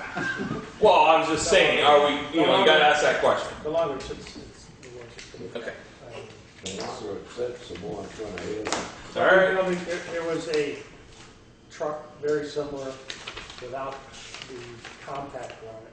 It was actually the same year truck and frame with, I think it had a flatbed on it, on Craigslist for, I think it was $1,500.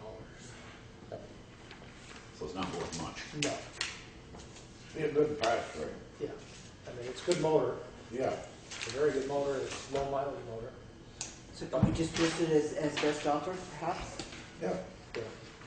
But is your best salvage value, or are you looking at maybe 300 more beyond salvage value?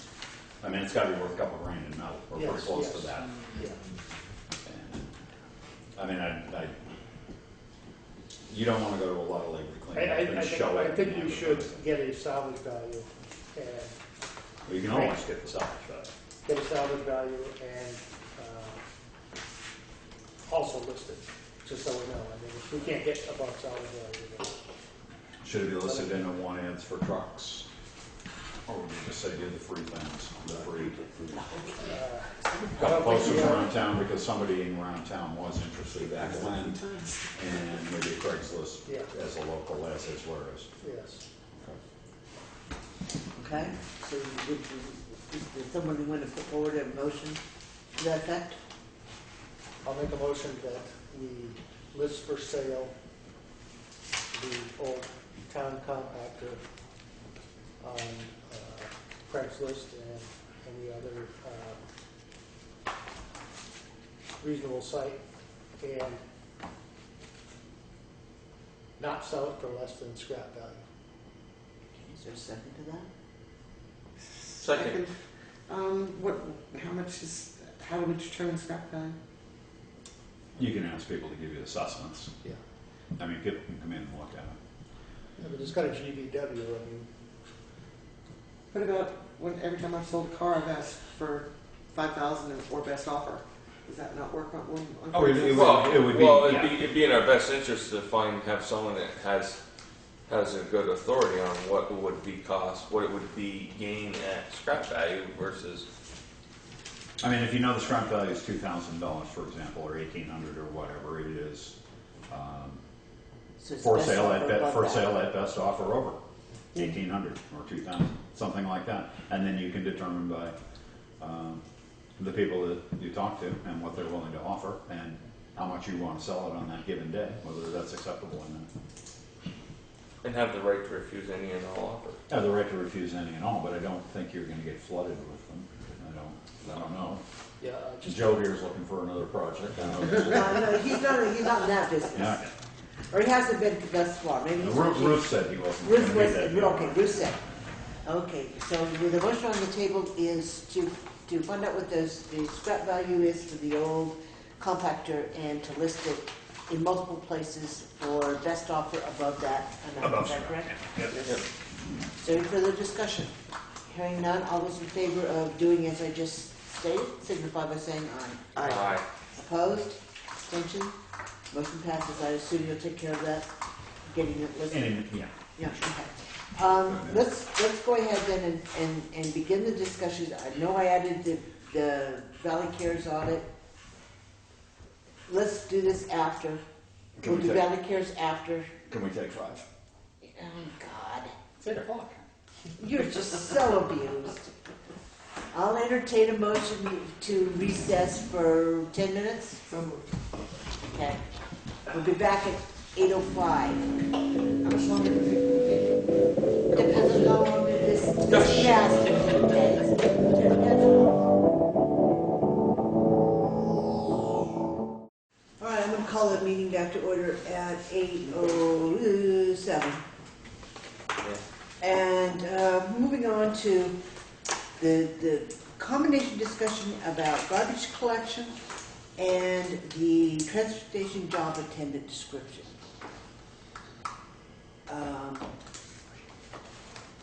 I don't even know where to begin the discussion. One of the things we're going to have to do shortly is come up with some kind of numbers for next year's proposal on the trash. And to be able to do that, we're going to have to decide how we're going to collect trash and how we're going to charge for trash.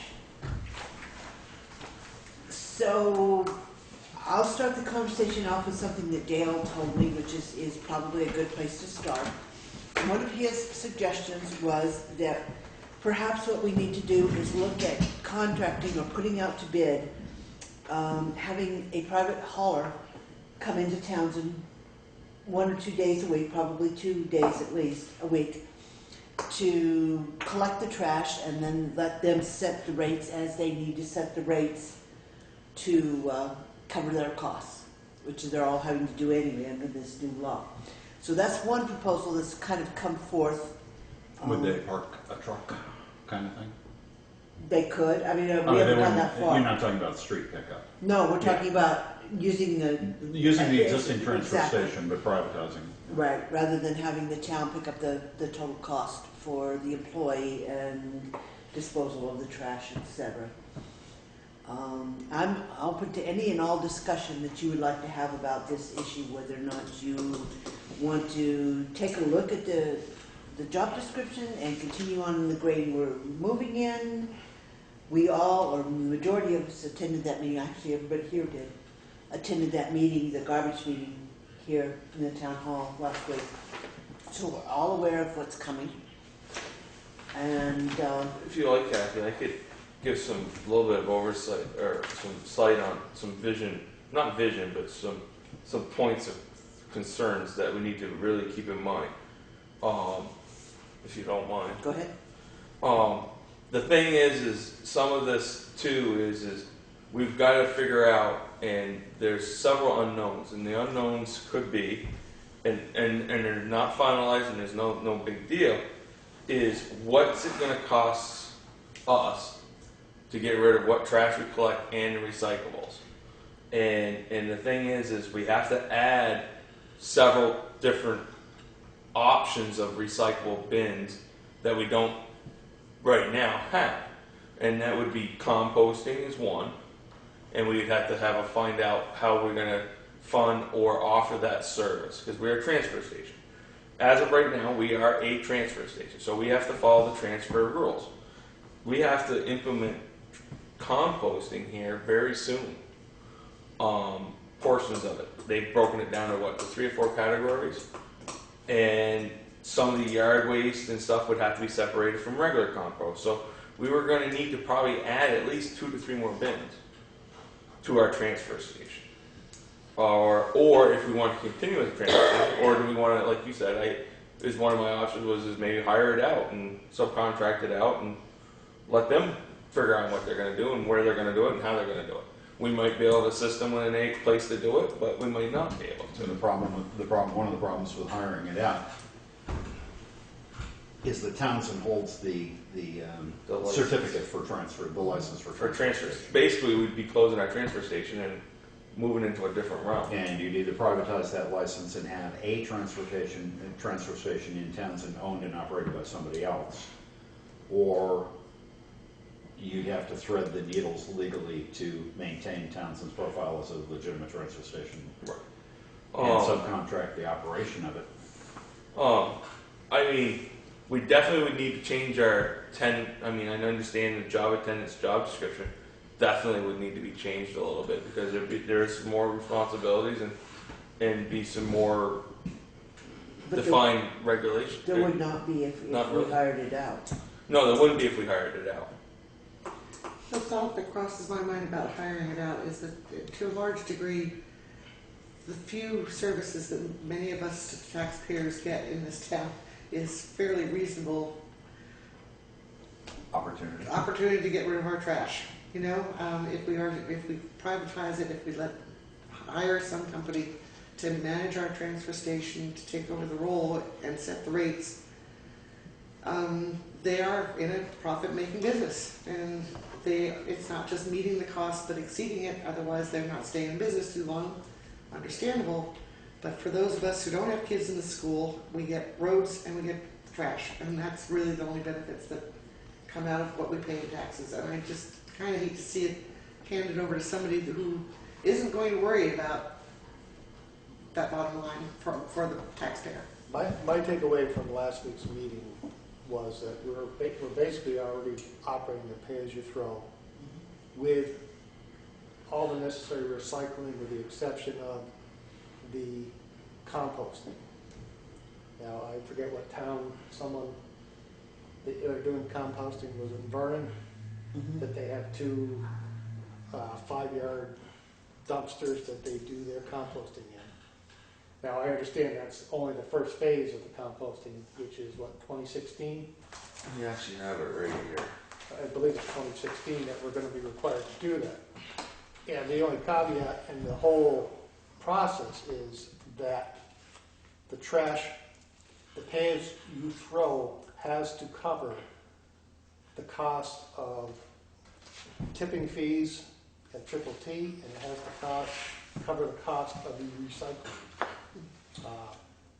But you can't charge for the recycling. But you cannot Right. charge for the recycling, But it has to be. but it has to be covered by the pay-as-you-throw. But again, we don't have a profit margin locked in there, which means it does keep that price down, whatever that price has to be. So at this point, we need to evaluate the So- total cost of our Total trash, trash removal. trash and recycling process, and determine how many bags it's going to take to cover that.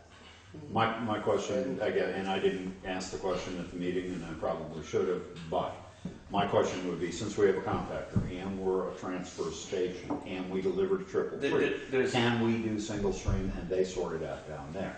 Well, to clarify a few questions here. For us being basically we're a transfer facility. We are a potential collecting at a facility. We are considered. We have a SWIP. We have a SWIP.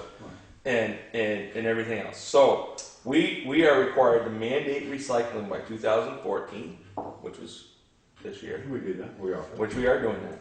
We have to be able to have the facilities to collect leaf and yard residual by 2015, and by 2017 we have to be able to collect food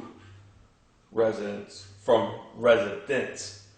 We also, as a facility, if we have businesses bringing transfers or what they call the large users that have to compost, we would have to start taking that in, I believe, this year or next year, which I believe is next. I think it's 2 years now. 2015. Because, say we had a restaurant in town that was bringing this trash to our transfer station. As us being a transfer station and facility, we're just like Jamaica's transfer station. We're just like Triple Tree's yard. They have to have facilities to take this compost, these compost from what they call large scale producers. But they're gonna be sorting it out at their house. They're gonna take it as single stream and sort it out down there. For example, you have 2 schools in town that have private contractors picking up their trash. They're not gonna sort. They're not gonna rake up the grass clippings when they cut the grass and put it in the leaf and brush bin and take the food waste from the cafeterias and put that in a separate bin and then put the garbage. They bags are. They actually the schools are in a program now in the district is one of the first ones So in the state. they're gonna They're going to be recycling, and then their hauler has to take it off. If they in have separate trucks in separate rigs, or in separate compartments. they'll have separate containers. Separate compartments, yeah. And that stuff, those guys are considered high producers. They're in that high volume, but they're being taken care of by the contractors. So they're not being at our transfer station. But us being a transfer station is different than us being a customer as a community. Do you understand what I'm trying to say? We have to really understand that. We are trying to be a machine in the big machine shop, not just being a user of that product that comes out of the machine. That's where some people are misunderstanding is we are a transfer facility because we have a slip. So we have to follow the separate rules that are for what facilities are mandated to do. Granted, the question was brought up. We have a garbage truck that is our compactor that goes down to Triple T. That's a question that might need to be answered but we have a slip. So, I mean, we have that SWIFT, it's not a slip, SWIFT, which is our solid waste license that we generate to the state. So, I mean, in some sense, there's different rules that requirements for them versus what property owners in most other towns, like Newfane, that they don't have a transfer station. So all they have to do is make sure their residents and the haulers that are working in those towns confine to the law, to those requirements. And that question. So a little different is when you are one of the. That question wasn't answered last week as to whether we need to be licensed as Right. a hauler as well. Right. By state law, we do, but we are, as Lou Brusso said, we are a special case. All the time. Did I understand that the WSWMD has someone that will come and help us Oh, yeah, put, we can, put a plan? Yeah. oh, yeah, we've already done that. I mean, we've done that a couple times now, put plans together. No, but I'm saying, I mean, Yeah. I know we're talking about whether or not we should be in the business and this and that. but- Well, part of it is the restrictions that we've had with yard. Part of it is that the old compactor was going to be this full-blown. What I'm getting at is, Expense. I mean, if we were gonna keep our existing Mhm. setup and add composting, I think there's a resource that will help us determine what the pay-as-you-throw rate should be. Oh, yeah, there's, And we if that can resource yeah. exists, we should Bob probably. we can Spencer get is all willing kinds to of come up that he's willing and his staff is willing to come up and sit down with us. I mean, if it. And we don't have to separate paper from cardboard either. We have room if we get rid of that third I mean- cardboard dumpster. The state's mandate in this whole process is to increase recycling. I mean, they're kind of And forcing. Townshend is relatively high right now. We're behaving according to good. I think Townsend, I see the volume that goes out of here, and I would say that a third of the waste in this town goes on the compactor, the other 2/3 goes into recyclable. People are pretty good. We're very high It's on that. amazing. In our quarterly reports, we're fairly high in the tonnage of our recycling. That people get rid of it for free. Yeah. You don't have to pay. The law is designed to make people who should be doing the right thing do the right thing, and everybody else has to pick up the cost. Right. We're already more or less doing the right thing. We're not separating out food waste, but man, that's. But the thing is there may be requirements that Wyndham Solid Waste hasn't come down and said they're going to continue doing the hauling for free and all that stuff, where it may end up costing us money. Later on. We already pay an assessment. Yeah, we already. We do pay an assessment, but that may be That rate hasn't been set for next year. And it's That hasn't usually been set for first- next year. First meeting in and December. you guys.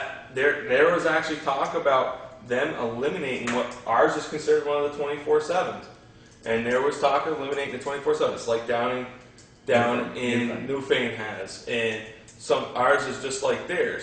And By 24/7, you mean people can get into it at all Ungated, hours. it's an ungated. yeah, it's an ungated, And that's not allowed? unrecycled, yeah. And the thing is what they're finding out, what's kind of changed the thoughts a little bit, and they haven't really gone into that depth thinking yet, is that down in Vernon, it's increased, but it's also they're getting it in the triple T's picking up the trash for curbside. They're picking up that recycling, but the recycling bins down there have not dropped off. They've actually increased. So people are still bringing it to those drop-off centers and putting it out at the curbside too. So, I mean, it's a win-win because it's working along. But I don't know we don't have authority over them in this theory of they want to get rid of those, then we're going to have to pick that up somehow. To be honest. I'm on the Stewarts and I sit there and go, wow, I really hate to see them go, but it's a controlled government of themselves, and they can sit there and say, we've got to gate that up. We only want access when the transfer station's open. They could. This is all could be's, and don't say they are definite. They could be saying you got to close them up, gate them off, only allow it when people bring trash and stuff, because most transfer stations are going to have them closed off because most places in around is going to have to pay for those recyclables to get rid of them. We're just fortunate we pay, we have something right now that takes it, but who says that's a guarantee in the future? There is no guarantee there. But you put up a fence, you're going to discourage recycling. Right. I'm not discouraging you. I'm just saying we've got to be full warned about all the possibilities, and I'm a true person that plays devil advocate on everything. And devil's advocate could be that stuff may end up in the long term. That might end up being a charge to us. At which point we'd So have to then that have money the would price have of to, the transfer station would have to pick up that cost. But that might be something you think about then. If the rate set for our bags is supposed to cover all of our costs, if they drop that, if they start assessing us for hauling off the recycling, we'd have to raise up our Well, cost of our in bags. answer to Kathy's question about coming to terms and making some hard decisions in order to set budgets, I think some of those figures need to come in before you can. You do need to make hard decisions. And you need all the cards on the table, and this is a good conversation about some of them. They aren't all there. Until WSWMD provides you with an assessment proposal for next year for being a district town, I don't know that you can realistically even contemplate a budget. The decision still has to be made as to where you want to go in the future. You can get through next year, as Bob was pointing out. 2 small 6-yard dumpsters will cover you for next year. I have a question about the composting. It's mandated that we haul that off to be disposed of somewhere else. Somebody will come pick it up. Why can't we have a compost pile like I have in my backyard? You do not want pork chop bones in a compost pile on municipal property. Yes, you can't. Yes, it has to. You have to. The state requires it has to go. You have to follow certain. There's a But it was business plan you have to follow if you do it. It was leaves and it was grass cuttings and it was limbs. That stuff we can handle. Why couldn't we set up a pile? Sure, of it's called a organized- burn permit, and they're in the town clerk's office. Right, we could theoretically take that at the gravel pit and burn it or disperse it or fill a ravine or something like that. Why do that? Let it compost and actually Well, sell okay. into the soil. It's good Well, what they do is they actually take that down. That's part of the composting process. Is they have it separated and then they put those parts together and let it keep turning and turning and turning and then compost and compost. In any event, we don't want to set up one where we're taking food scraps because it'll just be a. vermin. I just want to make certain, it sounds like there's going to be a cost involved here to the taxpayer already. But we don't have the profit margin. No, I understand, privatizing it probably would not be the way to go in that sense. But the state mandate is basically set up to make it painful to throw a bag of trash in the compactor because they want everything that can be recycled in the recycle bins, not in the trash. Mm-hmm. So if you're paying $5 a bag to throw it in the compactor, you're going to make certain you only got one bag. On the other hand, it's also going to encourage people to decide that they're not going to put it in the compactor at all. They'll throw it surreptitiously into the recycling. That is definitely Bring it forward. could be a repercussion of the whole process. Mm-hmm. But the thing is we can sit there and play this Can we contradicting get game back and forth. But Can we get the real numbers for what we have paid in the past fiscal year for trash and maybe up year to date, so that we have real numbers of what it is costing us currently? We to have, get rid of we everything have our take. assessment, and we know what it costs to go to right of way. So I talked Tipping to, fees I, and the No, recycling. we have all that, it's in the, And it's in the budget report. it'd be easy enough to figure out how many bags are being paid for by just taking the total dollar amount from the clerk's reports for the year thus I far. mean, you've and got, yeah, divided you've by- got it right here. On a weekly basis, your revenue in, Right, good, you can go you back dump and do money, the whole $400 year. last and, year. and we have our triple T records of how much trash we bring down to them. And we can figure And we out have the window we're solid not- waste numbers. We have those numbers. We're not covering costs now. Just No, the not way with, we're not with covering the labor, and costs.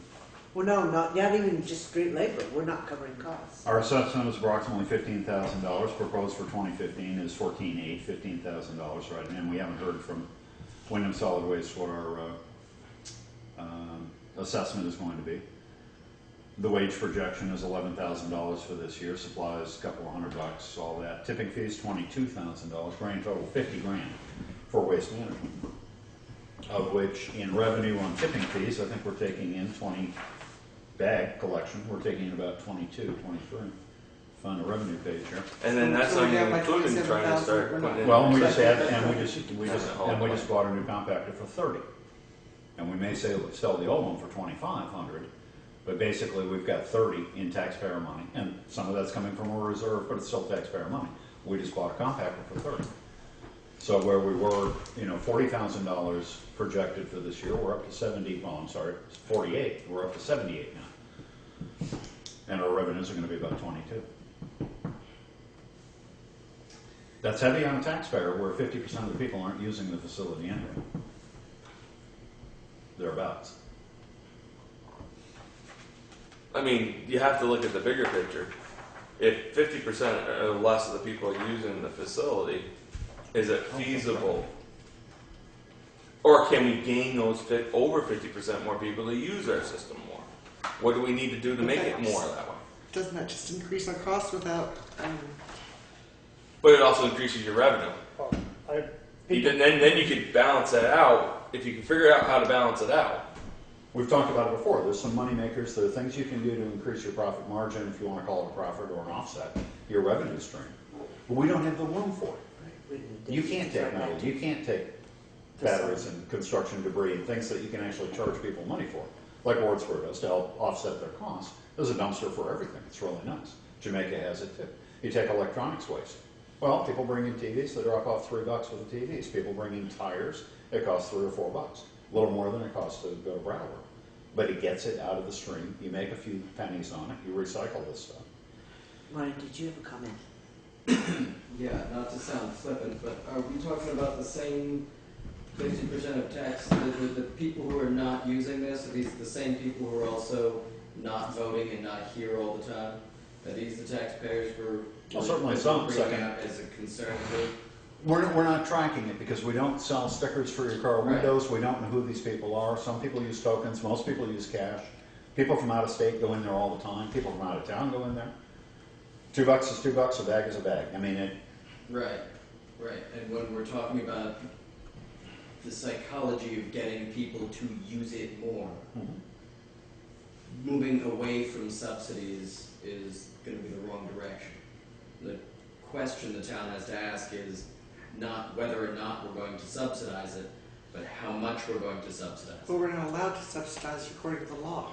No, that's You not can't- entirely you can't- accurate. It's not accurate. That is not. no, your I understand. your bag, no, your bag Specific costs have to cover your about what you certain can fees, and but they don't have to cover the wages. What I got out of the other meeting the other night was that bill that we paid to Triple T Has to be covered. has to be covered.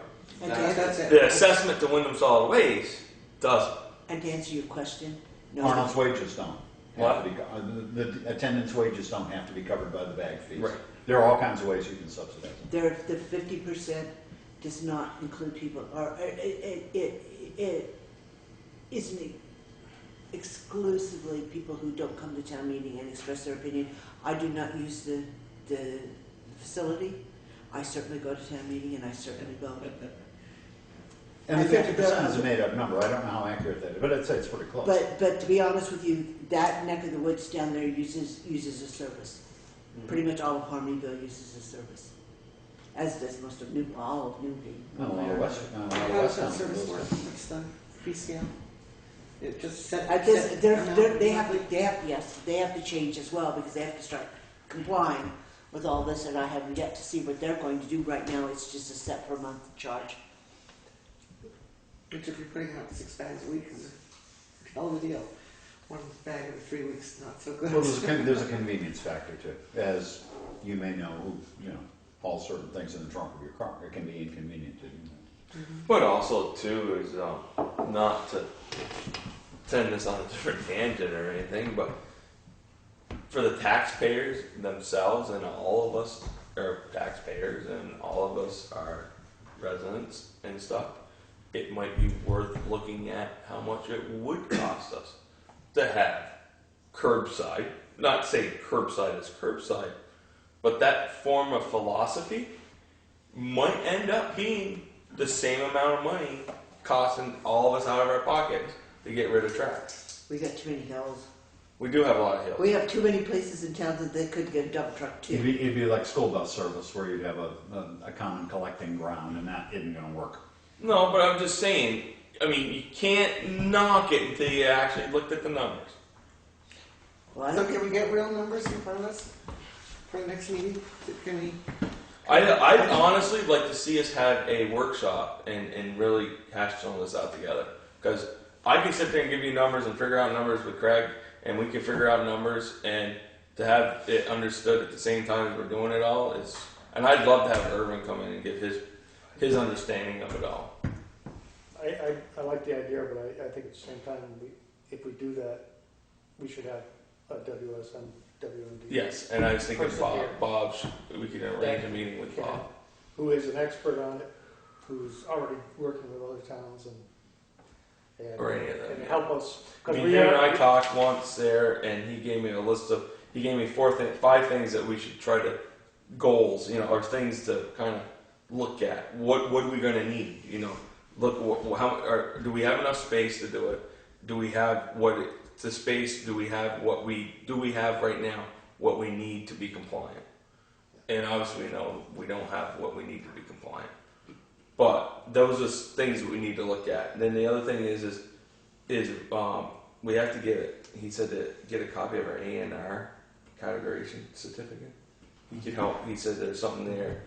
He could help us explain something with, and then figure out all our costs: labor, equipment, maintenance, haulage,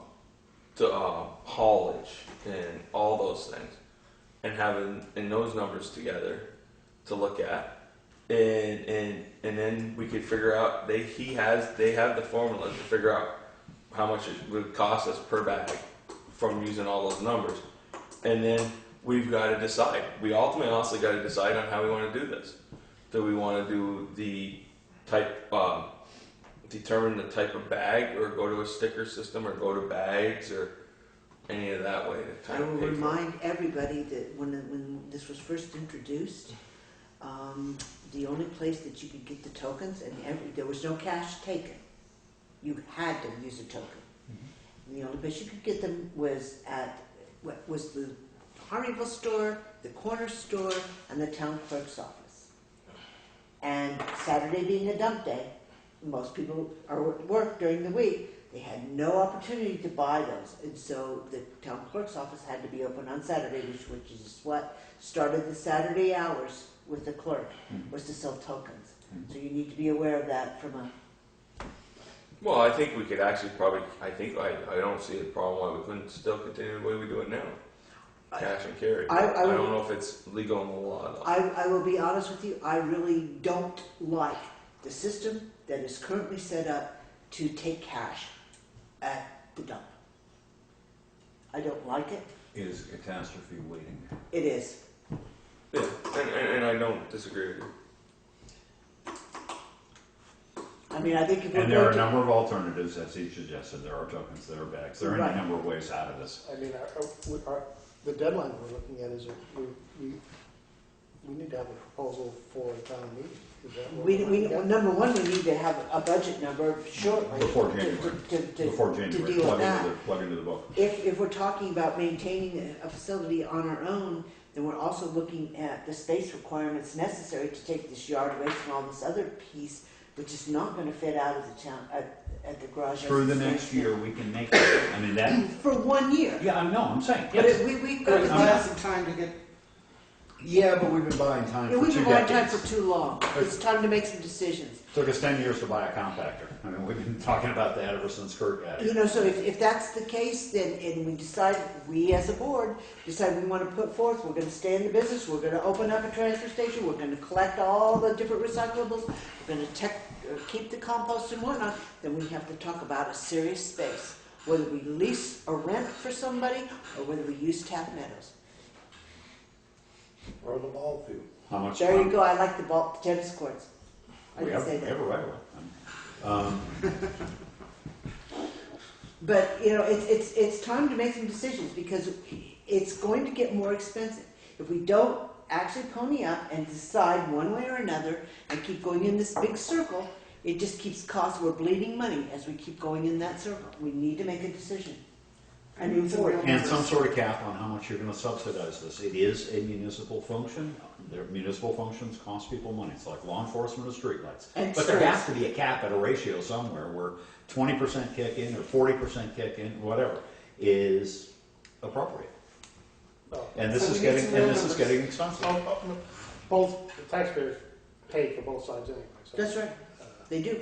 It's, They pay it out of their own pocket when they pay their tax bill, or they pay it when they have to pay the dump guy? Well, that's no different than the people that are paying their taxes and or having curbside pickup either. I mean, everybody's paying for it. There's just no two ways around that. You're paying for it one way or another. But it will. But you have a little more control if you have the curbside pickup as to what you put out. But That's a true. tax on you to subsidize me, who goes to the transfer station, is different. It's different. I won't disagree. But anyway, so if we can make some arrangements to have the people necessary to have this discussion with people who are willing to help us work through some of the logistics of trying to figure out exactly where we want to go, I think we need to start to seriously look about what we want to do from a facility standpoint. If we're going to even explore the possibility of keeping this and keeping it in-house, I think we need to decide where it's going to be.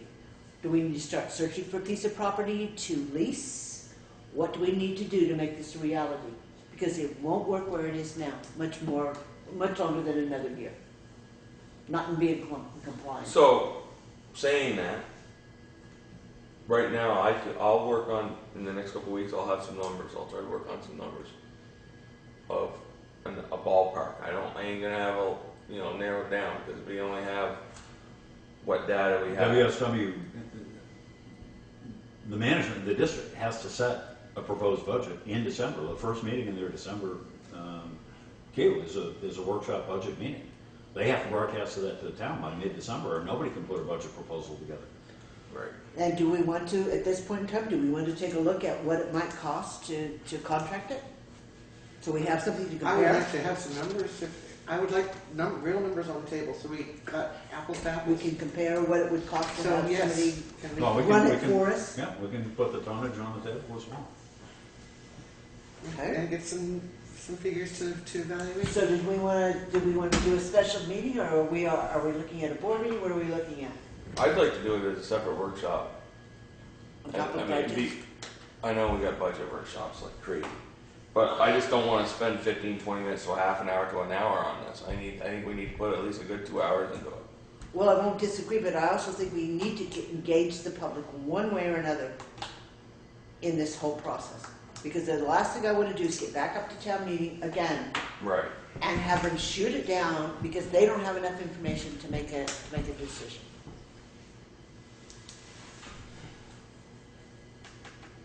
So what The board is empowered to make a decision. Yes, On we behalf are. of the public. And if we're And you using- might catch hell for it, but you're empowered. What to else make is the new? decision. What else is new? I'm just saying, I think there needs to be some discussion. It really does. At the public level, because they've been presented with different ideas many, many times, and they haven't liked one of them yet. It's because I don't think, I mean, I've been to the meeting last week, I've listened to numerous discussions, I've read all kinds of literature, and I still don't have my hands around it. Mm-hmm. I agree. I may not be that smart, but I don't think I'm that There's stupid. dumb either. But don't I be understand. surprised if Montpelier doesn't change its tune in the next Exactly. 18 months. They've already changed Act 148 once. Well aware. Because they didn't understand it when they wrote it. So what's the goal? I agree with you. What's the The goal? goal is The goal? is to set a meeting with an expert. And- I'd like and Bob members- Spencer to come. And- Bob Spencer should come, Lou Brusso should come probably, and there are a couple of people in town that can be invited as interested Yes. parties, special consultants, whatever. Okay, so So you went for for that same meeting, could we get real numbers together of what it would I don't, cost? I don't think with them coming to do that type of a proposal, I don't think that's going to be the night. Let's listen to what they have to say, what their advice is, and then we can come in with the private haulers and whatnot and have a meeting where we actually look at it all. Unless you want to be here all night long, which we can do. No, of course not.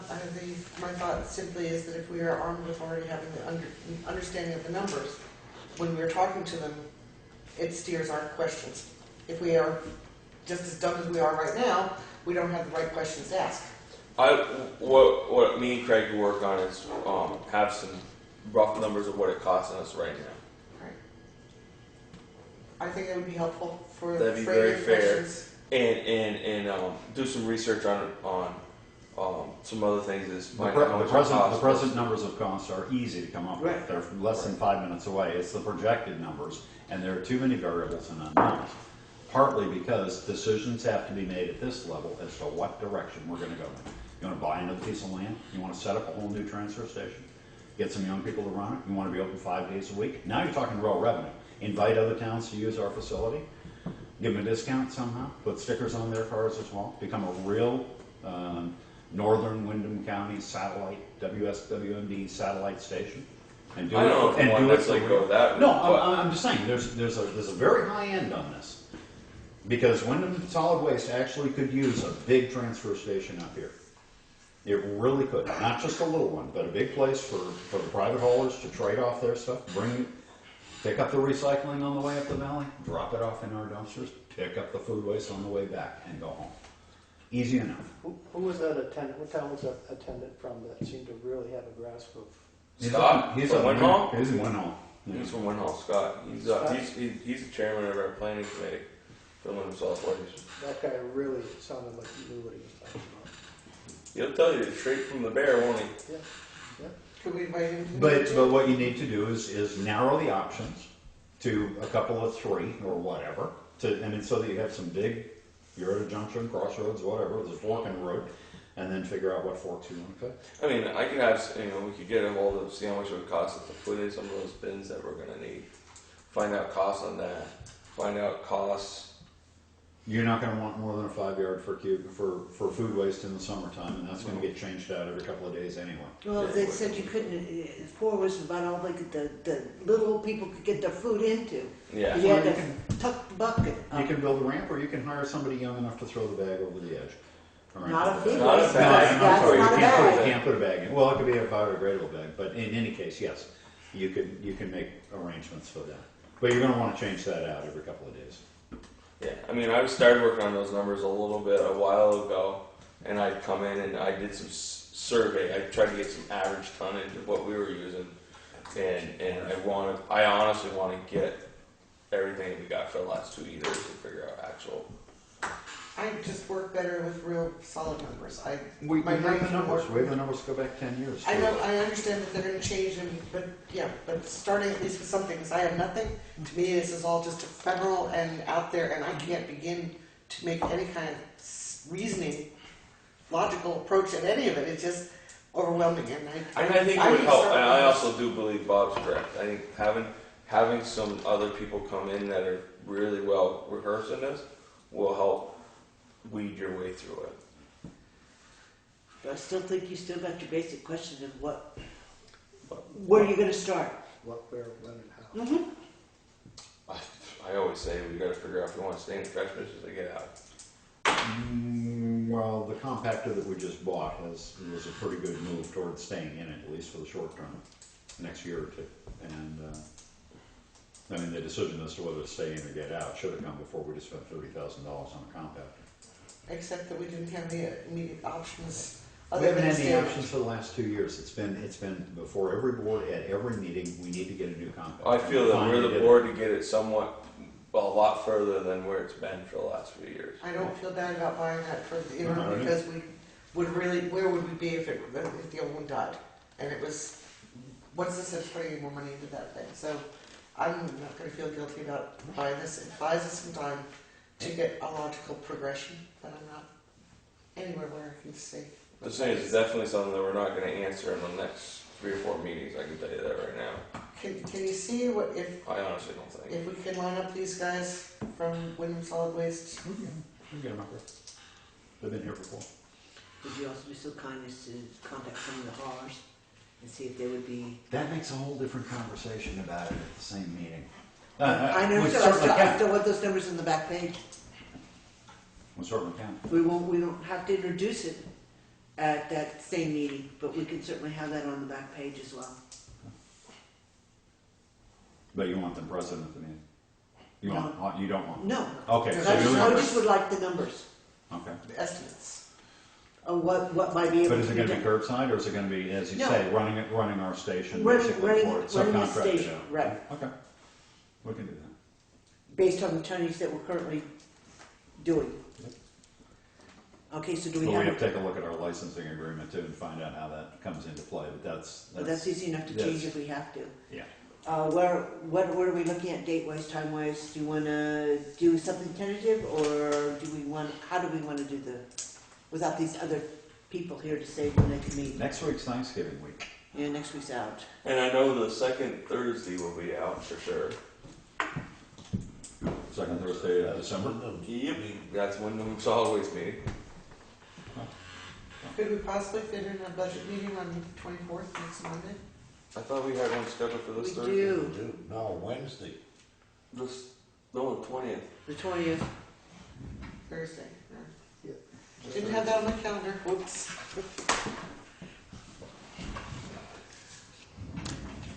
Thursday. The 20th. We'll have to base it on the guess, I guess.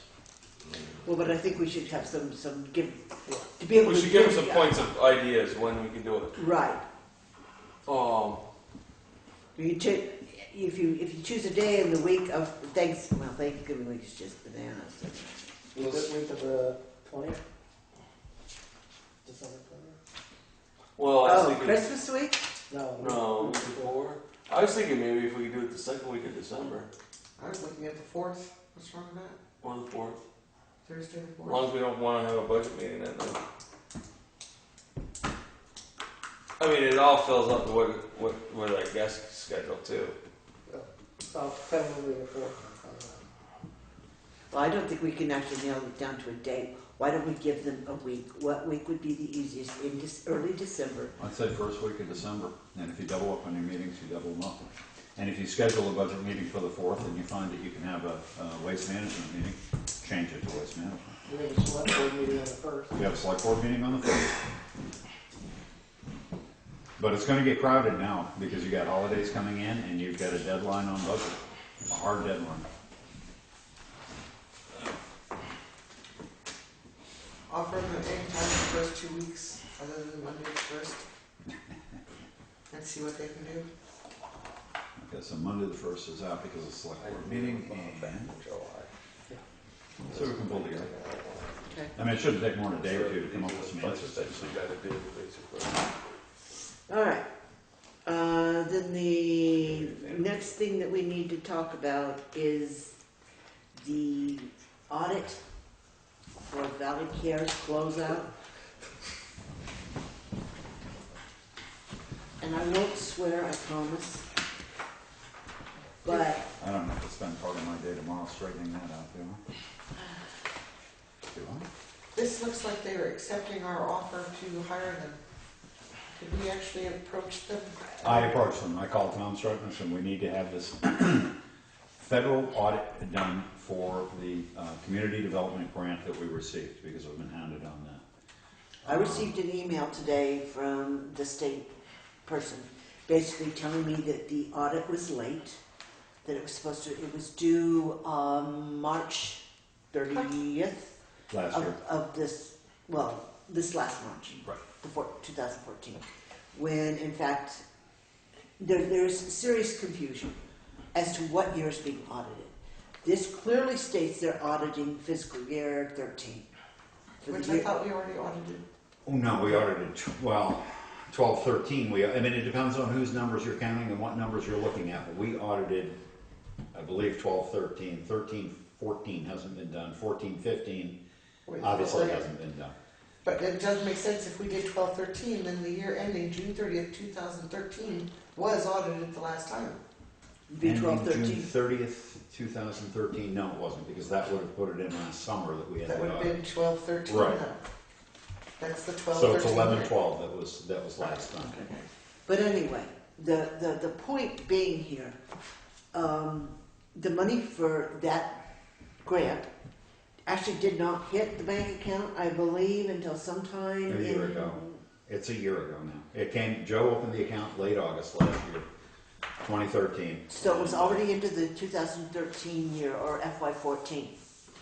Now, unless they're talking about a previous grant, which I can't imagine they are, because we did the 11-12 one, that's off the We queue. done one before that. And we did one before that as well. So this is, anyway, I did call, this company has done audits for us in the past. I called the gentleman that I've met a number of times who's done those audits and said that we are being presented with a deadline in order to have some of these federal funds audited. We would like to have a single audit done. And I called just to find out, do you have the time? This is supposed to be done now. It's supposed to be done in December. Is there a way that we can get you to come down and have a look at this? Shouldn't be more than a day or two. It's actually fairly simple. There isn't a lot of paperwork, as Joe knows, on this. Most of it is at Valley Cares. That said, he got back to me, and I've basically been trying to get this off my plate, and as with Miss Bell and some of the other people, I've turned them over to Chris. Becca Schaefer, Bob Krigo, Valley Cares. I've been trying to get some of this financial stuff off my plate and onto hers. She talked to the gentleman from this company, auditing company, and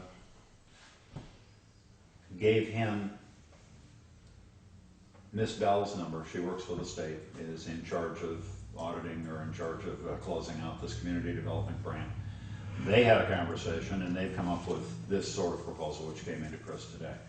It lists the wrong year. It is for the wrong amount. It's for a full-blown annual town-wide audit, which is okay, except we're not prepared for it. We're going to need one, I told him, within the next 6 months or 8 months, but before the end of this fiscal year. We should have an audit for last year. But I don't think, given the numbers that we've got and the corrections that have been made, that our auditors are prepared to sit down and go through the whole year, that our bookkeeper is, and I'm certainly not, and look at all of last year. But in order to satisfy the state and the federal government for this one loan of money that came through the town, went to Valley Cares, got cleaned up, that we'd like to have that looked at and signed off on.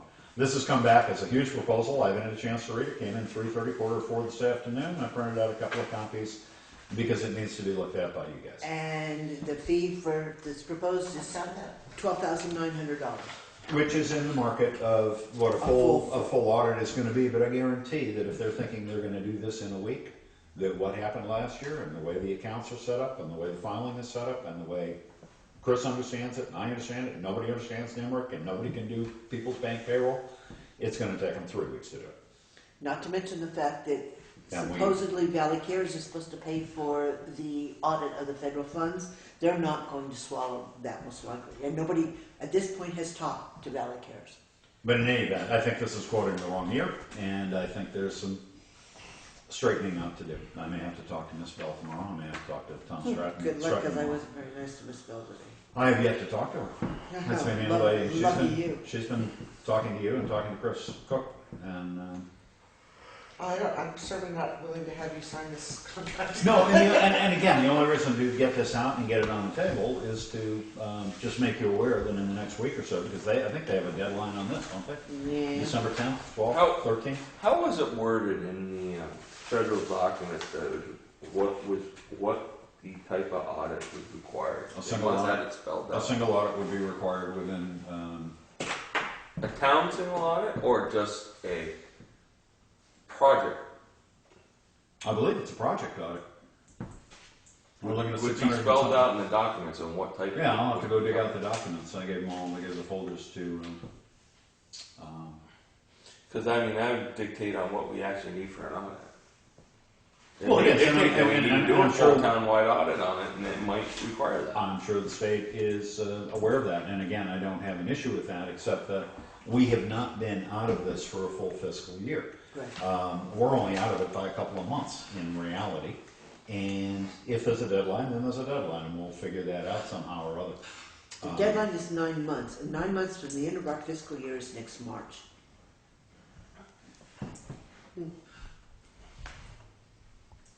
Because the receipt was in August of 2013. If, Right, but if you're everybody thinks working that in it the can't- correct year, they're in the wrong year.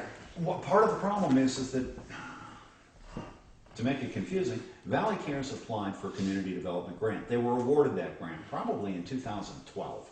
But in order to get that grant, they had to have the municipality take it.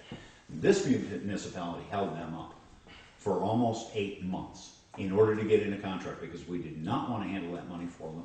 We wanted the guarantees that they were going to pay it back in 50 years, because it's a 50-year loan, Right.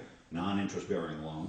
And we had no assurances that the town, Kit Martin did, sat here and said, we have no assurances that any of you guys are going to be around to pay that back. And if you don't pay it back, it's going to fall to the municipality. We want this ironclad. It lawyered up. It took 8 months to get them to sign a contract. The contract got signed in July. The money that was released basically came through in August. The new 12 apartment unit was already built. They went through the money between basically September 1st and December 1st, $650,000, paying back bills or paying themselves back for money they had funded. Basically, we didn't have the contract until July. The money didn't come until August. I'm looking at that. Not the fact that the federal government gave them an award of a contract based on their application, maybe a year or two before that. They didn't have access to the money until we were in contract. And that's the way I'm looking at it, and that's the way I think they need to look at it. And we certainly don't want an auditor to come down for a 5-figured sum and audit the wrong year. No. But if there is a deadline, if this feds are immutable about what date this audit needs to be completed by, This is not the feds, this is the state. This is one individual at the state who has decided it is her job to pursue this. And the first email contact we had with her was in September, and she told us it was already overdue. And I thought at that point in time we had it squared away as to what year we were actually auditing. And then, in fact, the audit wasn't due until March of 2016. And now suddenly she pulled up that old email again and said, I have not heard from you. Where are we on the overdue audit? And it prompted a very non-friendly phone call from me today. let's see. Okay? And then I walk in here and then suddenly there's a contract for a full-blown audit for Well, $12,900. this isn't anything I was expecting. So this is a result. But this is a result of Chris, and she told me when she told me she'd spoken to these people that in fact they were going to look at all of the town's books. They were not going to come in and just look at that single piece. And that's not what I had told him in my initial call, but I didn't do the follow-up call. And I think that's Chris's understanding from Miss Bell that it needs to be a full town-wide audit. And if that's the case, then fine. But I don't think we're prepared for it. But if that's the case, fine. I just think this is the wrong year anyway. Well, But aside from that, it's not. regardless, if the requirement for this closeout is in fact a full town audit, then Valley Cares is going to pay Oh, for and it. I don't Every know. penny of it. They paid $15,000 for the last one. Yeah. Or close to it. I don't know, something in that range. I mean, the number isn't out of line. I was hoping it wouldn't be more than 15 because that would target you need to bid this one out, and we don't have time if indeed we're 9 months overdue, which I don't think we are.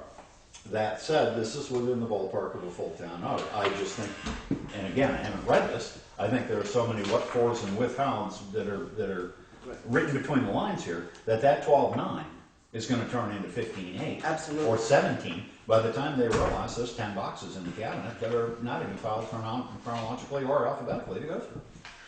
And we have 3 brand new auditors who are gonna quit about the second day they're here, and a bookkeeper who doesn't know her way through the NIMRIC accounting system. No fault of her own. And me, who can't explain what I did. And a treasurer who's likely to go hunting. I didn't even run that computer out there. Well, So- you got a new one to play with, though. So at this point in time, would you please follow up tomorrow with Chris, Cassie Bell, and or whoever this letter is from, Thomas Stratton. okay? And please, let's straighten out what year's being audited, what the scope of the audit is going to be, and any other detailed messages that pop up. Would you like me to send you a report by email or call? Didn't I just say I was going to be home? What did I mean? I needed Kurt by 10 o'clock, so make it part of the proposal piece, please, if you email me. Okay, so moving on from the audit, that was so much fun. The next one is the town hall security camera. And there is a question with the payroll for the next board meeting as to whether or not certain individuals actually were in the town hall and working on a given day. And short of having time clocks, which this board decided we did not want to do, there doesn't seem to be any way to actually verify when people are here and when people are not. So one of the ideas that I've kind of been tossing around today after I was asked whether or not to pay that particular payroll, those 2 individuals, was what could we do to somehow verify who's in the building and who is not. Now, we've gone into that with the town garage and all the software and the computers and everything else that goes with the cameras, and I don't think that's the way to go. But I think we could actually do something in the realm of a game camera that would focus on the hallway out here, that would be motion sensor set and would actually photograph and or timestamp those pictures so we would know who was coming in and out of the building. At least it would tell us whether or not people were coming in. They may not stay, but they were at least coming in. What I was going to say earlier when I said I had something to say about it, and I'm not putting it out there because I don't know if it would work. We do have, and we paid a lot of money for it, a motion sensor detection system in the building, which can be armed and which requires a code to disarm and then rearm. Such that if it was set off for days when nobody was, or if it was set for, basically when you left, if you armed it, anybody coming in when nobody else was here would have to basically punch in their code, presumably that's recorded, and then they'd have to rearm it So on the way the back. fires. I don't know if it's recorded, but it is a system by which you have a motion detecting system, which is in every room, and if it's armed, basically it'll set off an alarm unless you override it. And Won't that be fun? Who's going to get the call when that happens? well, I don't know, but it involves a lot of people because we have a lot of special meetings here and we have a lot of special functions here, and it means giving out codes to 1,000 different people, and they're going to forget. Yes. How about at the town garage and at the fire department, we have a keypad, It's a recording keypad. Yeah. recording keypad. And we can put one of those. We put the one on the town garage was about $600. I installed that. And it's fairly simple. You got to change the batteries out if it hasn't been done yet this year. Well, in that particular case, then it would probably be advantageous to do all of the offices with them, simply because it would be more fair to do all the offices. Yeah, once the door is open, the door is open. Well, no, it wouldn't be open. Time card recorder is going to be a lot cheaper. I mean, town garage isn't Yeah, but. We've been down that road before. We decided we didn't want time clocks. You got profit open. I actually have a strong issue about having cameras observing work areas. The hallway's not a work area. Okay, just as long as we're covered legally. I mean, that'd be my issue if we went that route. The hallway is not a work area.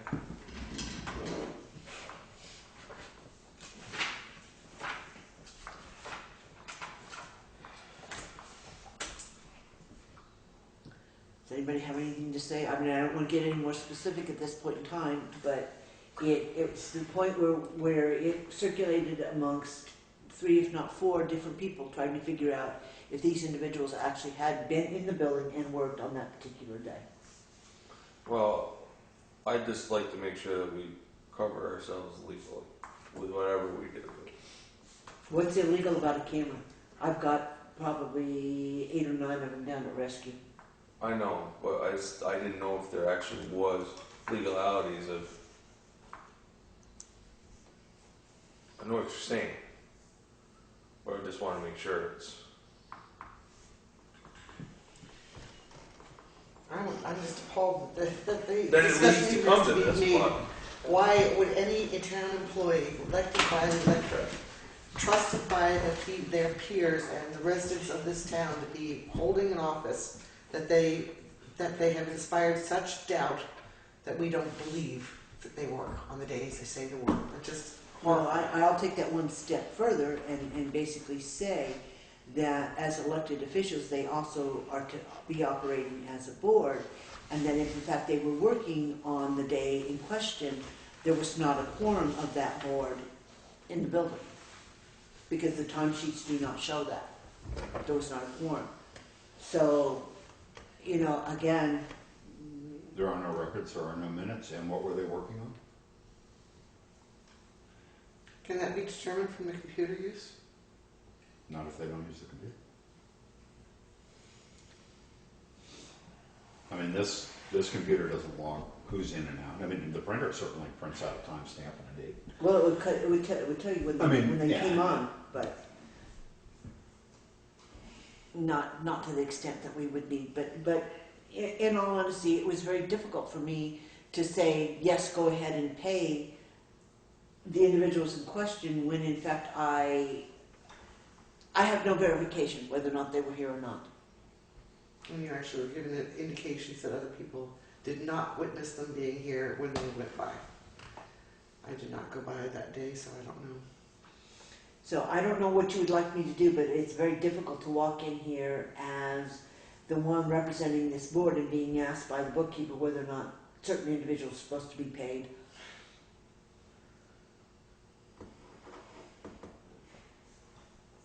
I'd still like the time card system. Would there be any benefit to having a sit down with them off camera? Go for it. Yeah, absolutely. I was asking if there would be any benefit. I didn't. Wasn't volunteering. I don't know. We basically were told that the formality and the operations of a timesheet would be explained to us, since we didn't seem to understand them. I remember that. So I'm not certain that having that type of a conversation is going to do any good at all. And it is not just this one time. There have been questions in the past, since I've been on the board since March, as to whether other individuals were actually in the building and working during the times that are on the sheets. Well, and it goes to people working off premises too, because there is work that is done, not always in the building. But is being shown on Billable the timesheets. billable hours is not necessarily in the office with a computer, so to speak. But again, that's where the back pages, the worksheets, the log, the minutes, whatever, are a reflection of, What was going on. yeah. So I'll entertain any suggestions. You want to think about it? What's your pleasure? What if we were to look into, I don't like the idea of arming, because as said, too many people in and out, but how about looking into what the cost of a motion detector, like a, as you said, a wild animal Game camera? camera. Game camera. They're pretty inexpensive. Relatively. Couple $100 at the max. I guess you Cheap could one do or else it. they're 100. Yeah, depending on how long you want them to record for, whether they're taking snapshots or. They designed to go for 2 weeks on Saturday. So is that something we want to do, is explore that possibility, or what's your pleasure? I make a motion that we look into. Estimate costs. You'd be better off getting you'd be almost better off having a video camera, surveillance camera, because like a game camera, it'll take a picture now, and then there's a timer on it to not take a picture until the next time. I thought You know, Bob can understand that there's elapsed times there that it could be someone come right in and right straight through. You wouldn't get them. on the other hand, if somebody came in and then turned around and left within that window of time, they'd never check out. So by the lack of any further photographs, clear that they didn't stick around. No. Well, but if you start talking about a video camera, now you're talking about tapes. Now you're talking about a system with a computer. Somebody's got to store it somewhere. Somebody's got to review the tapes, and you know it's The check and balances to have the department head or the authority of the supervisor sign off. we've been there, we've done that. That And doesn't it is work. being done. So, I mean, it's obviously authorized by higher ups. What if we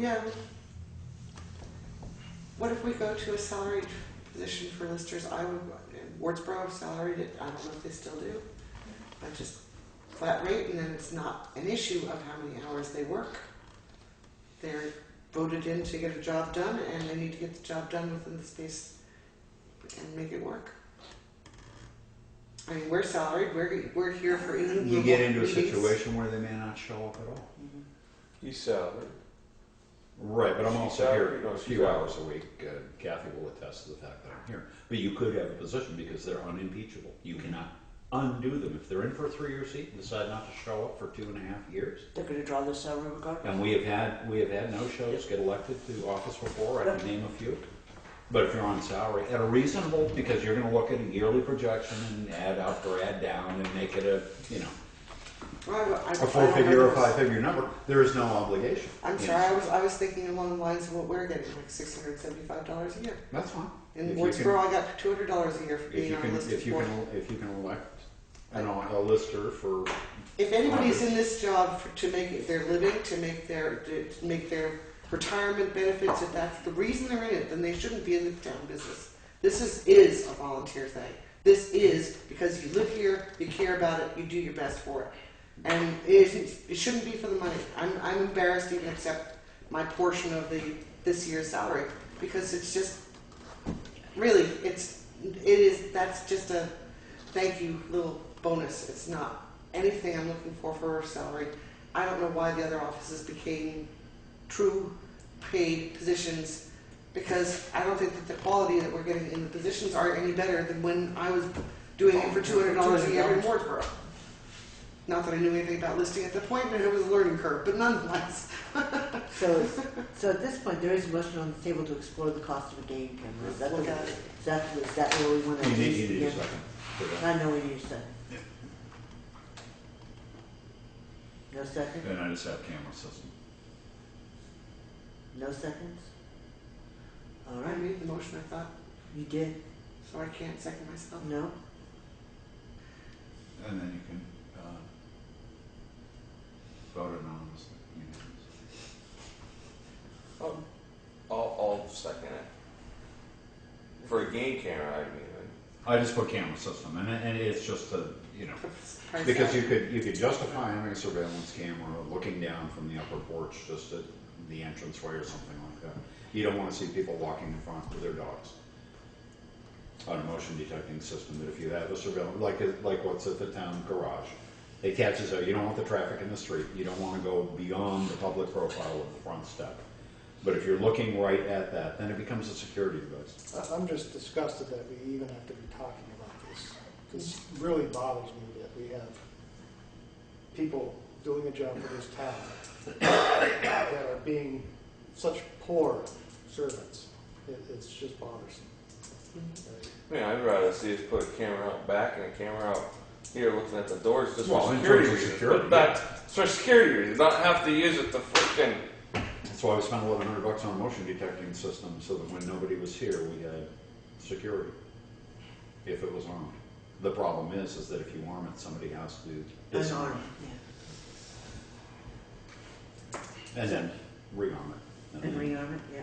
And then like so between AA and the people that use this building, that would just. You have a wedding on a Sunday afternoon, I mean, you gotta come down and open up for them, and then you have to close it, basically. Becomes a full-time job for somebody.